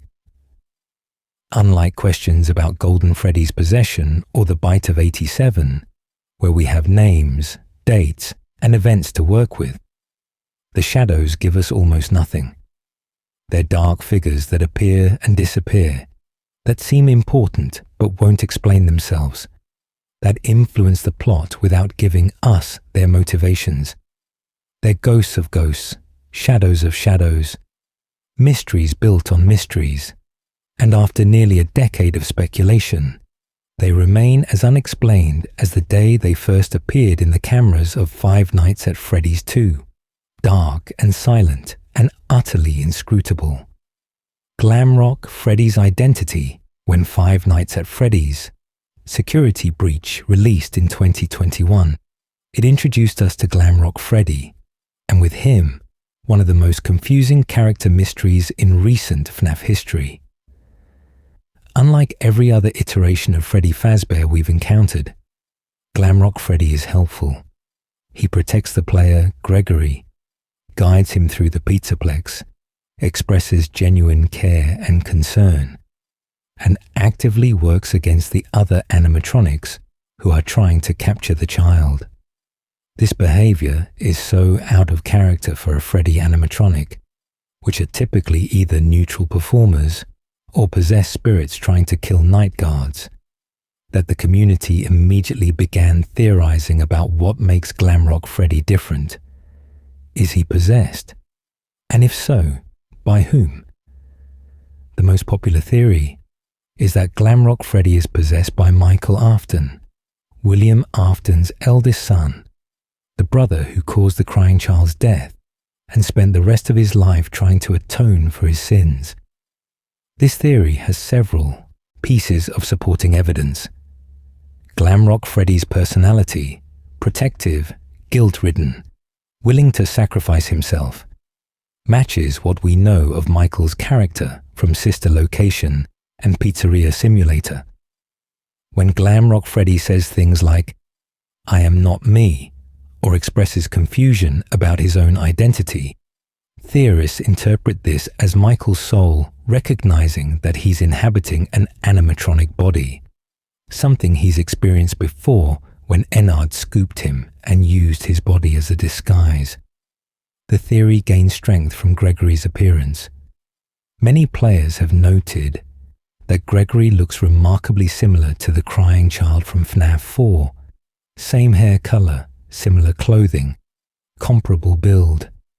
If Gregory is somehow connected to the crying child, either as a robot recreation or as the child's spirit manifesting in a new form, it would explain why Glamrock Freddy feels compelled to protect him.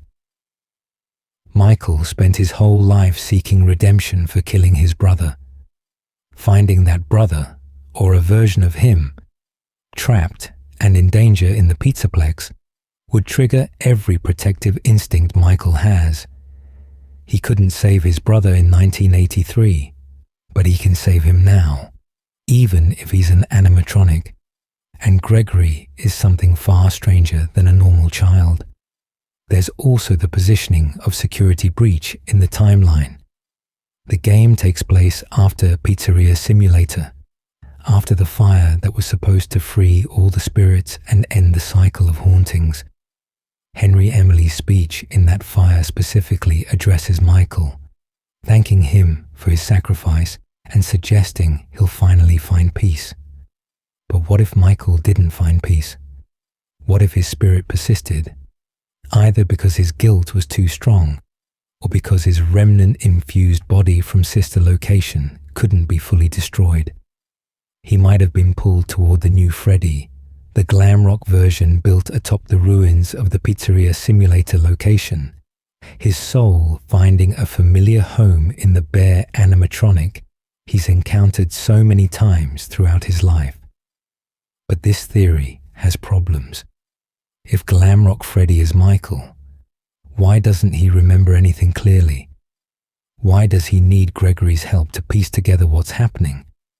Michael, at the end of Pizzeria Simulator, seemed fully aware of who he was, what he'd done, and what needed to happen. It seems strange that his spirit would possess Glamrock Freddy, but lose all that clarity and purpose. Additionally, Glamrock Freddy's confusion about his identity and his glitches seem more like programming issues than spiritual possession. He talks about his systems, his protocols, his safe mode activating. These are the words of an advanced AI, not a human soul trapped in machinery. This has led to an alternative interpretation. Glamrock Freddy isn't possessed at all. He's simply a very sophisticated animatronic with advanced AI that happens to malfunction in ways that make him protective rather than aggressive. In Security Breach, we learn that Glamrock Freddy enters safe mode during a performance, which cuts him off from the Pizzaplex's network and the influence of Vanny and Glitchtrap. This safe mode might have preserved his original helpful programming, while every other animatronic in the building was corrupted. He's not haunted by Michael Afton.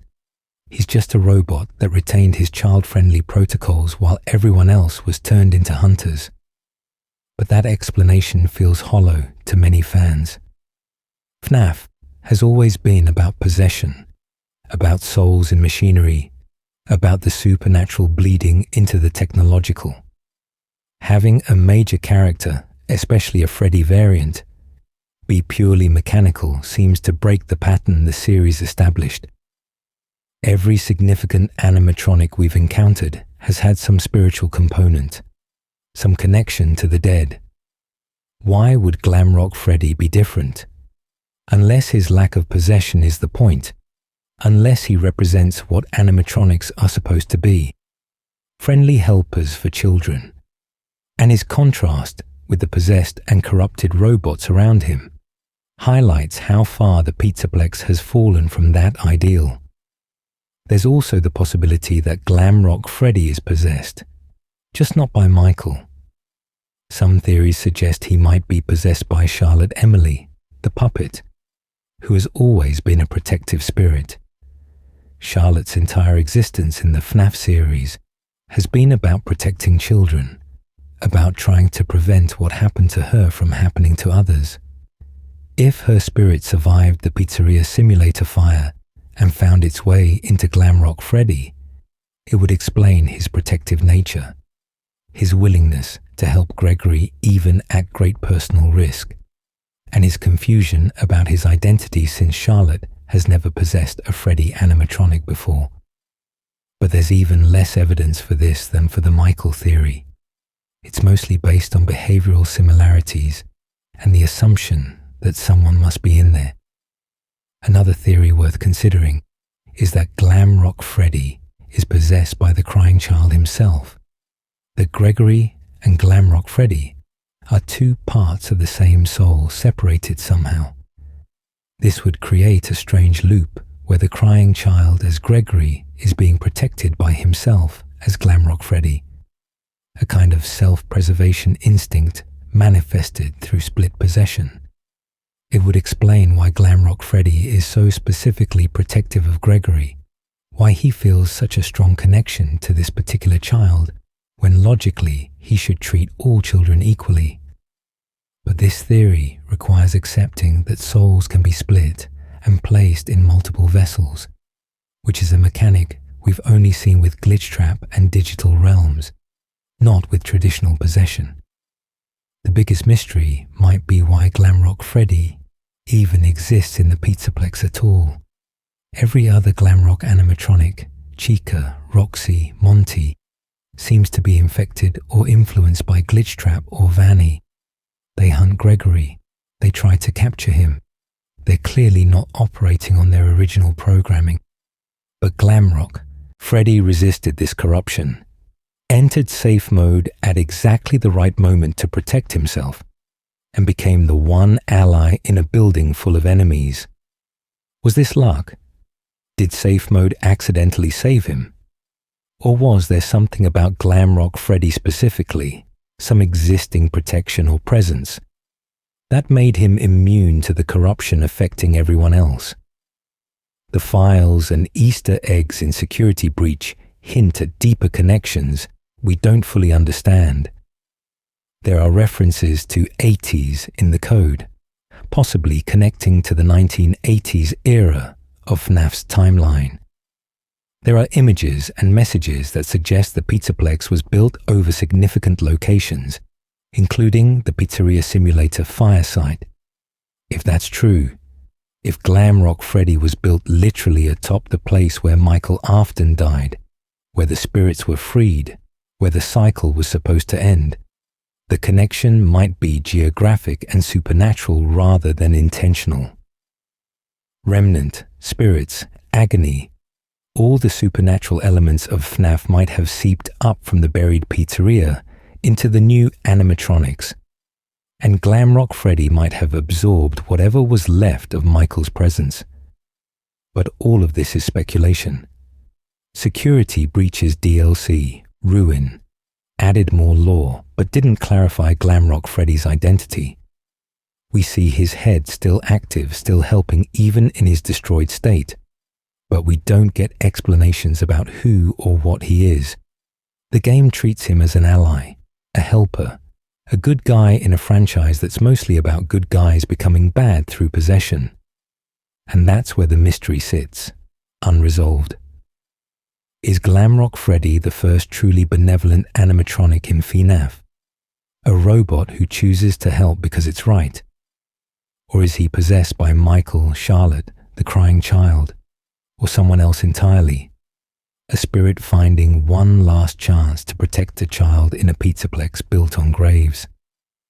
We don't know, and without more definitive information from Steel Wool and Scott Cawthon, we may never know for certain who makes Glamrock Freddy the only Freddy who ever chose to save a life instead of taking one.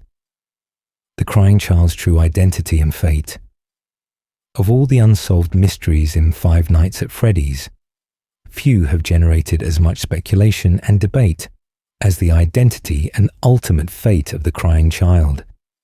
This unnamed boy from FNAF 4, who we watch die from a spring lock failure in 1983, has become a central figure in the lore despite never being properly identified or explained. We don't know his real name. We don't know if he actually died or somehow survived. We don't know what became of his soul.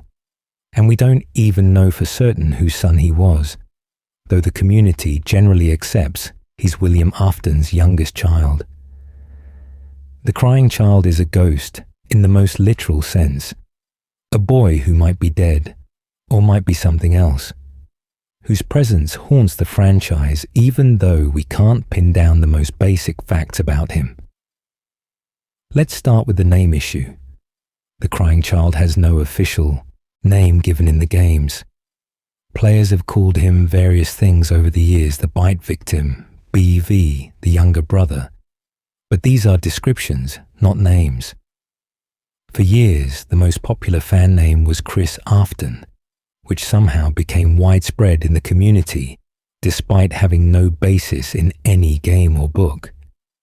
It was a name the community invented and collectively decided to use because calling him the crying child felt impersonal. But then theorists began studying the survival logbook and claimed to find the name Evan hidden in the text. Using a complex method involving faded words and altered letters, they spelled out what they believed was his real name: Evan Afton. This became the new consensus, with major YouTubers and theory crafters adopting Evan as the official name. However, the FNAF movie throws a wrench in this. In the movie, which is a different continuity, but was written with Scott Cawthon's involvement, the character who parallels the crying child is named Garrett. He's the younger brother who was kidnapped and murdered, whose death drives the protagonist's quest for answers. Some fans have now switched to calling the game's crying child Garrett, because they assume Scott used the movie to retroactively name a character he couldn't name in the games. But the movie and games aren't the same universe. Names don't necessarily carry over. And Garrett's story in the film is different enough from the crying child's that they might be parallels thematically, rather than literally the same character. So we're left with no definitive name. Evan, from logbook analysis that might be wrong. Garrett, from a movie in a different timeline. Or nothing at all except fan-made names that hold no canon weight. The question of whether the crying child died or survived is even more contentious. We watch him flatline in the hospital room. The monitor shows a flat line. The sound goes steady. There's clearly a death occurring on screen. But then the Fredbear plush speaks to him saying, "I will put you back together," and the screen fades to black. This promise has led to two major interpretations of what happened next. The first is that the child died, and "I will put you back together" refers to possession. His soul would be placed into an animatronic, reconstructed in mechanical form, given a new kind of life. This ties into the Golden Freddy theory we discussed earlier, the idea that the crying child spirit inhabits Golden Freddy, either alone or alongside Cassidy. The flat line represents his actual death, and everything that comes after, the possession, the hauntings, the manifestations, is his soul operating from beyond death. This interpretation treats "put you back together" as a spiritual promise, about reconstructing his identity and consciousness in a new vessel. The second interpretation is that the child didn't die, that William Afton, his father, somehow brought him back to life using animatronic technology. This could mean the crying child was turned into a robot. His dying body merged with machinery in a horrific experiment to preserve his son's life. It could mean Remnant was used to keep his soul tethered to his body even after death. It could mean any number of science fiction-style resurrections that blur the line between alive and dead. In this interpretation, "I will put you back together" is literal. William reconstructing his son piece by piece. But if this happened, where is the crying child now? Did he become a character we've met? Is he hidden somewhere in the timeline? Or did the reconstruction fail, turning him into something unrecognizable? Some theorists believe the crying child became a robot that we've encountered in later games. The most common suggestion is that he became the puppet's Charlie Emily in some convoluted swap, or that he became Glitch Trap, or that his roboticized form is Gregory from Security Breach. This last theory has gained traction because Gregory seems to have no family, no memory of his past, and appears in the Pizzaplex with no clear explanation of how he got there or what he's doing. If Gregory is a robot recreation of the crying child, it would explain his connection to Glamrock Freddy, Michael's spirit recognizing his brother, his resemblance to the FNAF 4 child, and the strange feeling that Gregory is more than he appears to be. But the Gregory as robot theory requires accepting a lot of speculation. We have no confirmation that Gregory is anything other than a normal child who happened to get trapped in the Pizzaplex. His design similarity to the crying child could be intentional thematic paralleling rather than literal connection. Steel Wool and Scott might have wanted Security Breach to echo FNAF 4 visually without actually making Gregory the same person. Artists designing games years apart often reuse visual motifs because they work aesthetically, not because they're hiding deep lore. Reading too much into Gregory's appearance might be seeing patterns that aren't there. Then there's the question of what the crying child saw that made him so afraid of the animatronics. Throughout FNAF 4, we see him terrified, crying constantly, refusing to go near Freddy's or Fredbear's. His brother and friends mock him for being scared, but his fear seems disproportionate if he's just a normal child who finds the robots creepy. Many theorists believe he witnessed something. Perhaps William Afton murdering Charlotte Emily. Perhaps the missing children incident. Perhaps something else entirely. There's a line in the game's minigames. Don't you remember what you saw? Suggesting the crying child has memories that haunt him, that his fear is based on specific traumatic knowledge rather than general anxiety. If he saw William kill Charlotte, it would explain so much. He'd know his father is a murderer. He'd understand that the animatronics are connected to death and violence. He'd be traumatized in ways that go beyond normal childhood fears. It would also explain William's behavior, constantly watching his son through Fredbear plush cameras, trying to keep him under control, perhaps worried the child will tell someone what he saw. But we never get confirmation of what the crying child witnessed, if anything. The minigames show him being bullied and scared, but they don't show the source of his fear beyond the animatronics themselves. The Fredbear plush, speaking in yellow text throughout FNAF 4, is his own mystery. Who is speaking through that plush?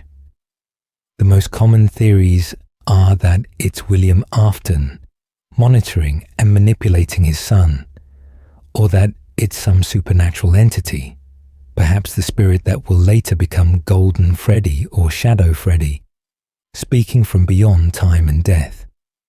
In the final scene, after the child flatlines, the plush's text changes to a different speaker and says, "I will put you back together."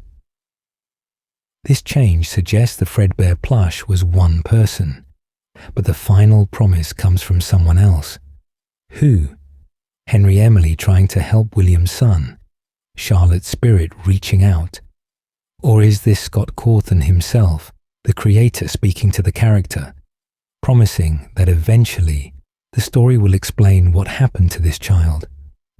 The fact that we still don't know after nearly a decade suggests this is a mystery Scott either can't answer or won't answer. In interviews, he's been cagey about the crying child's fate, saying things like, "The community hasn't solved FNAF 4," without clarifying what the solution is. He's hinted that the answers are in the games if we look hard enough, but the community has looked, has analyzed every pixel, every sound file, every frame of animation, and we still can't agree on whether this child is dead or alive, human or robot, Gabriel or Evan or Garrett, or someone with no name at all.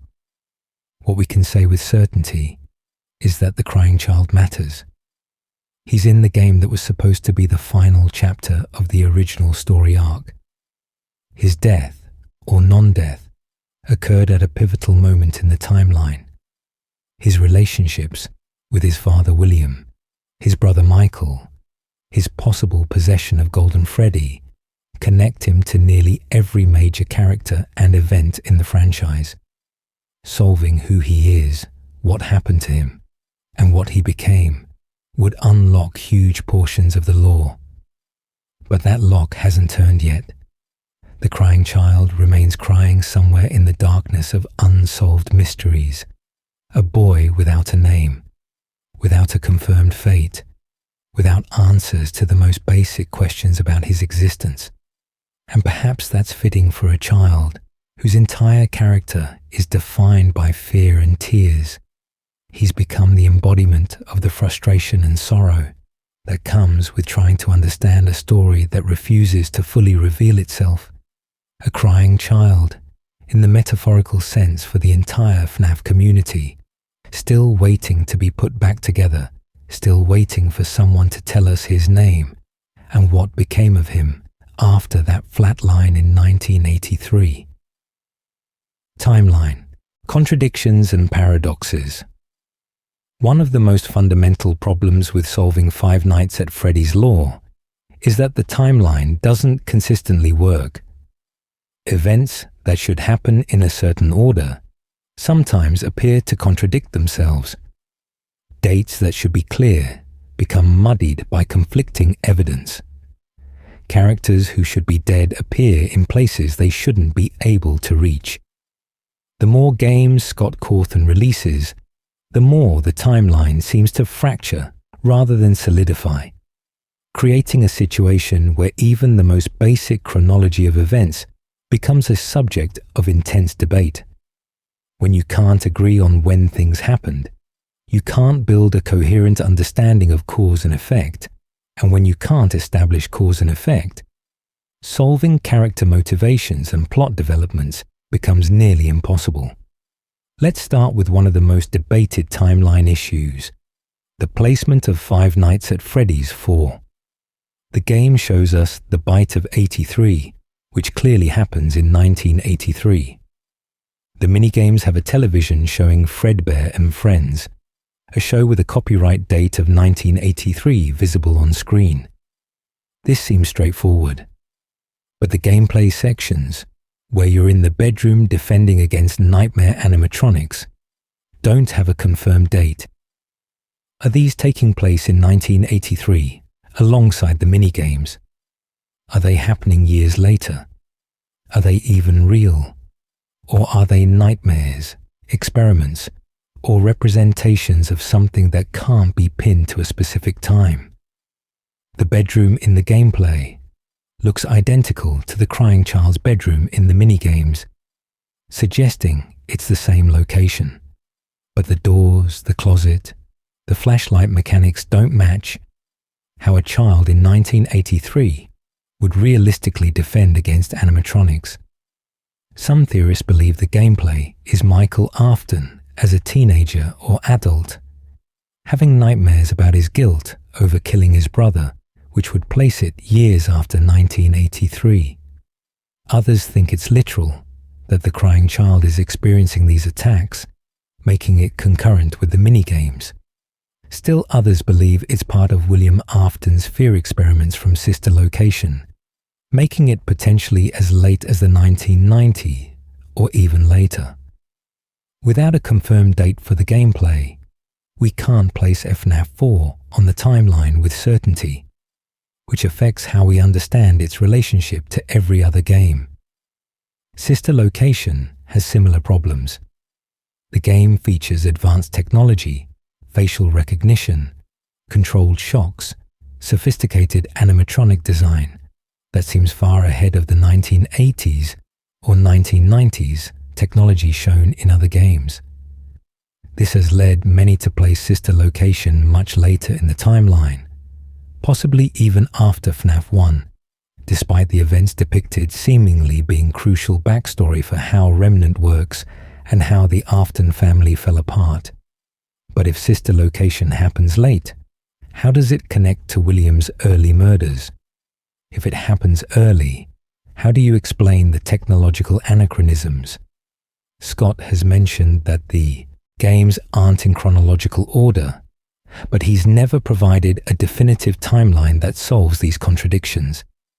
Then there's the issue of William Afton's deaths and resurrections. We see William die in the Springlock failure at the end of FNAF 3's minigames, becoming Springtrap. But when does this happen relative to the other games? It has to be after he dismantles the classic animatronics in the Follow Me minigames, which happens after FNAF 1 closes. Based on evidence from the game's paychecks, FNAF 1 is widely believed to take place in 1993, which would mean William doesn't become Springtrap until the mid-1990s at the earliest. Yet Springtrap is found and brought to Fazbear's Fright. which the game indicates takes place 30 years after Freddy's closed. If we accept that Freddy's closed in 1993, Fazbear's Fright would be around 2023. But Security Breach, which clearly happens after Springtrap's era since we see him as Burntrap, also seems to take place around 2023 or later. The math doesn't quite work unless you start moving dates around. And every time you move one date, it affects a dozen others. The presence of Golden Freddy creates timeline paradoxes all on its own. If Golden Freddy is the same as Fredbear, and Fredbear was retired after the bite of 83, why does Golden Freddy appear in the FNAF 2 location, which operates in 1987, and in the FNAF 1 location, which operates in 1993? If Golden Freddy is a different suit from Fredbear, where did it come from? If it's a ghost that can appear anywhere, why does it follow the same general rules as the other animatronics in terms of when and where it manifests? The character's presence in multiple games set years apart doesn't align with the idea that it's a physical object in a specific location. The missing children incident, which we've discussed, is commonly believed to have occurred in 1985 at a Freddy Fazbear's Pizza based on newspaper clippings in the games. But which Freddys? There are multiple locations across the timeline. The FNAF 2 location in 1987 is too late. The original Fredbear's Family Diner seems to have closed before 1985, so there must be a FNAF 1-style Freddy's location that operates in 1985 where the murders occur, which then closes, leading to the FNAF 2 location being opened as a replacement. But this isn't explicitly shown in any game. It's inferred from newspaper clippings and dates mentioned in phone calls. The community has constructed this timeline piece by piece, but it requires assuming a location exists that we never visit, which feels like building theories on absence rather than evidence. The animatronics themselves create timeline problems. The withered animatronics in FNAF are stated to be the old ones from a previous location, which would presumably be a location in the mid-1980s where murders may have occurred.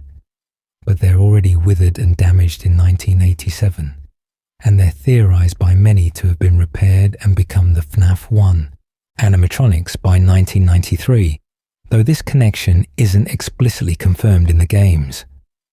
The FNAF 1 animatronics don't look exactly like repaired withered animatronics. They look different enough that you could argue they're completely new builds. If they are new builds, what happened to the withered ones? If they're repaired withereds, why do the designs change so dramatically? And if the withered animatronics are already possessed in 1987, how does that align with the timing of their possession? These questions create a web of uncertainty around even the basic timeline of which animatronics existed when Charlotte Emily's death is stated to happen before the missing children incident, making her William's first victim. But the security puppet minigame shows her dying outside of Freddy Fazbear's Pizza, which suggests that location was already open and operating. If it was open in, say, 1983 or 1984, before the 1985 murders, why is it never mentioned elsewhere? If it's the same location where the 1985 murders happen, why does it look different in the minigame? The visual style and layout don't match other depictions of that era's restaurants.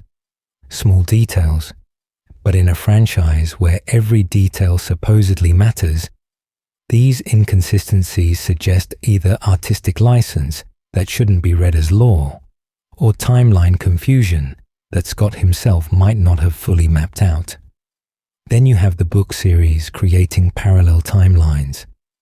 The original novel trilogy, the Fazbear Fright stories, and the tales from the Pizzaplex books all exist in their own continuities separate from the games.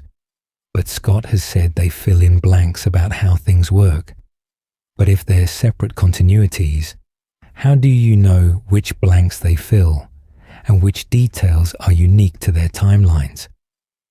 Andrew, from the Fazbear Frights epilogues, is clearly meant to parallel someone in the games, possibly Cassidy or the crying child.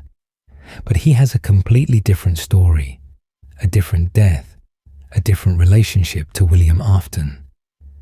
Using his story to understand game events requires assuming the broad strokes match while specific details diverge, which is an interpretation style that can support almost any theory if you pick and choose what to consider canon and what to discard.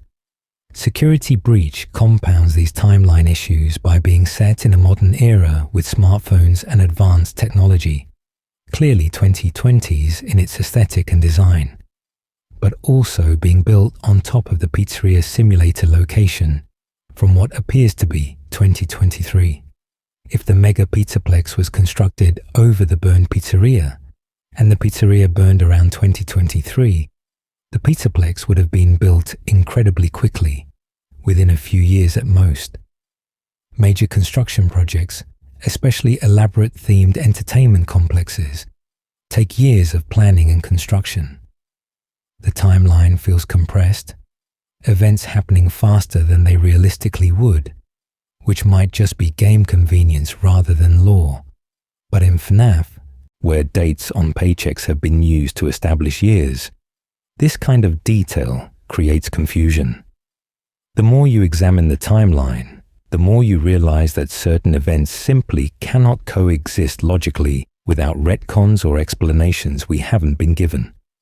Michael Afton's story requires him to be a teenager in 1983 who causes his brother's death, work as a night guard in 1993 during FNAF 1, get scooped in sister location, which happens at an unclear point, survive as a walking corpse, and end up in Pizzeria Simulator presumably in the 2020s. That's 4 decades of undead existence, which is technically possible in a universe with supernatural elements. But we're never shown what he was doing during all those years, how he sustained himself, or why he looks different in every game if he's the same person.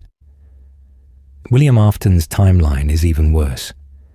He starts as a business owner in the 1970s or early 1980s, commits murders throughout the 1980s, experiments with Remnant at unclear points, becomes Springtrap in the 1990s, is burned in Fazbear's Fright in 2023, somehow survives to become Scraptrap for Pizzeria Simulator in the same year or shortly after, burns again, and then appears as Burntrap in Security Breach, still alive or re-alive somehow. He's died and been resurrected so many times that his personal timeline is less a line and more a tangled knot of death and return, with each resurrection explained less clearly than the last. These timeline contradictions matter because they prevent the community from building a consensus understanding of the law. When people can't even agree on what order things happened in, they can't agree on causality, motivation, or meaning. Every theory requires starting with timeline assumptions that other theorists reject, leading to incompatible interpretations that all use the same evidence but arrange it in different orders.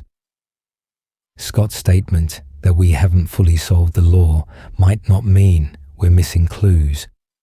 It might mean the timeline itself is unsolvable as presented, that contradictions exist in the canon that can't be reconciled without official clarification or retcons. And until that clarification comes, the timeline will remain what it is now. A best guess built on assumptions, a communal construction that serves as a working model but can't claim to be definitively correct, a chronicle of events that might have happened in this order, or that order, or possibly no coherent order at all, leaving us to navigate a story where the fundamental question of when remains frustratingly, persistently, maybe deliberately unclear. Conclusion. Why these mysteries matter. We've spent over 20,000 words exploring mysteries that don't have answers. We've examined questions about possession, identity, timeline, and meaning that the Five Nights at Freddy's community has debated for over a decade without reaching definitive conclusions. We've acknowledged gaps in the law, contradictions in the evidence, and the uncomfortable possibility that some of these mysteries might never be solved, either because the clues don't exist or because the story has evolved beyond its original design. So why does any of this matter?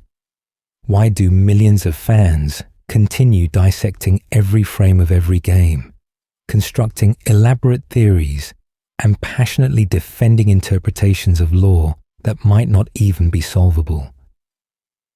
The answer lies in what Five Nights at Freddy's represents beyond its jump scares and animatronic horror. FNAF is a franchise about the persistence of memory, about how tragedies echo through time, about the impossibility of truly burying the past. The missing children incident creates hauntings that last decades. William Afton refuses to die, returning in different forms across generations. The crying child's death in 1983 potentially influences events in the 2020s through possession and remnant. The entire story is about how horror, once created, cannot be simply erased. It lingers, it spreads, it transforms, but it never truly disappears. And the unsolved mysteries of the franchise mirror this theme perfectly.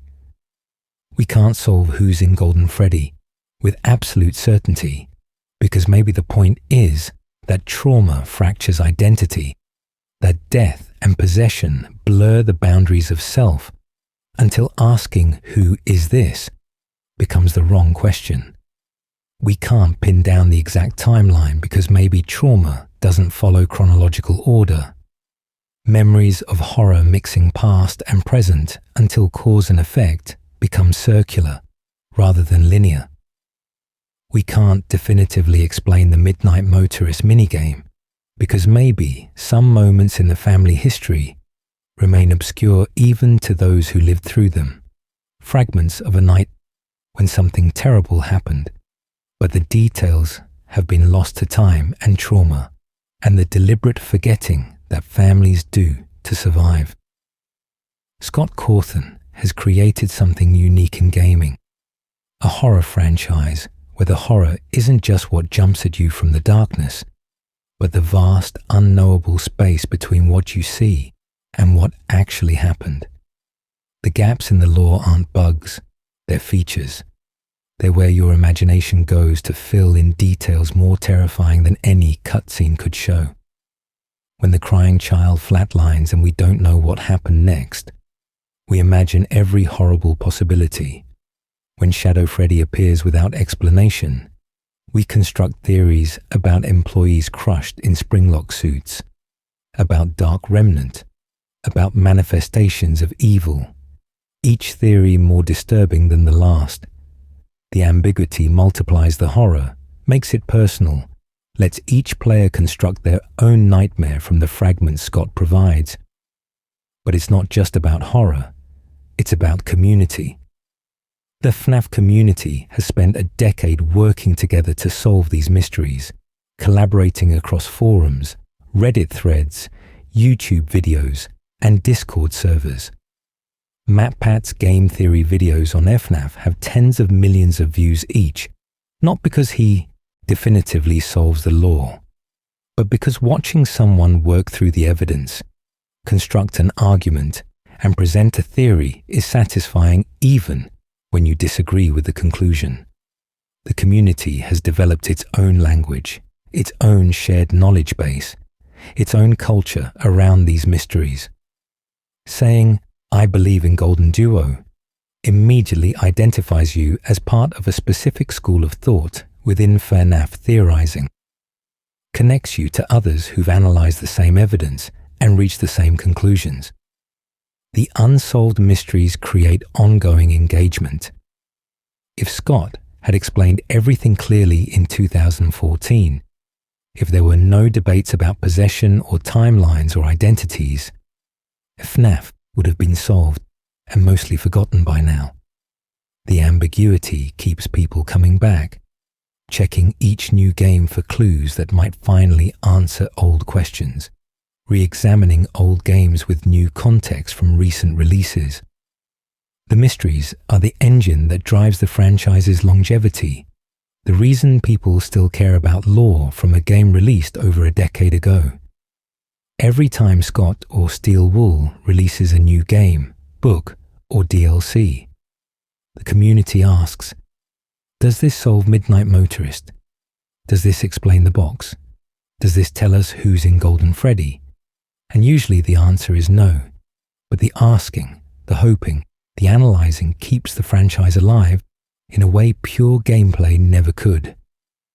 Scott himself has addressed the unsolved mysteries in interviews, usually with a mix of amusement and apology. He's acknowledged that FNAF's lore became more complex than he initially intended, that things evolved as he made more games, that some answers changed before he could present them. His honesty about forgetting what was supposed to be in the FNAF 4 box, about the lore being partially improvised, about the community taking the story in directions he didn't expect, humanizes the creative process. FNAF isn't a perfectly crafted mystery box designed by an infallible architect. It's a story that grew organically, messily, in conversation with its audience, and that organic messiness is part of its charm. This doesn't mean the mysteries don't matter or that we should stop trying to solve them. The pursuit itself has value. Working through evidence, constructing theories, defending interpretations, these are skills that transfer to other critical thinking tasks. Learning to distinguish between what's confirmed and what's speculation, to assess the strength of evidence, to change your mind when new information emerges. These are valuable lessons wrapped in the entertaining package of animatronic horror. FNAF has taught a generation of fans how to be thoughtful media consumers, how to look below the surface, how to question narratives, and ironically, how to live with uncertainty when answers don't come. The mysteries also matter because they represent real human questions about death, memory, and meaning. Who are we after we die? Do we persist in some form? What does it mean to be a soul in a mechanical body, to be both yourself and not yourself? What happens to children who die violently, to their spirits and their stories? FNAF uses possessed animatronics to explore questions philosophers and theologians have asked for millennia. We might never know if the crying child is in Golden Freddy, but we've thought deeply about identity, consciousness, and what it means to be put back together after trauma.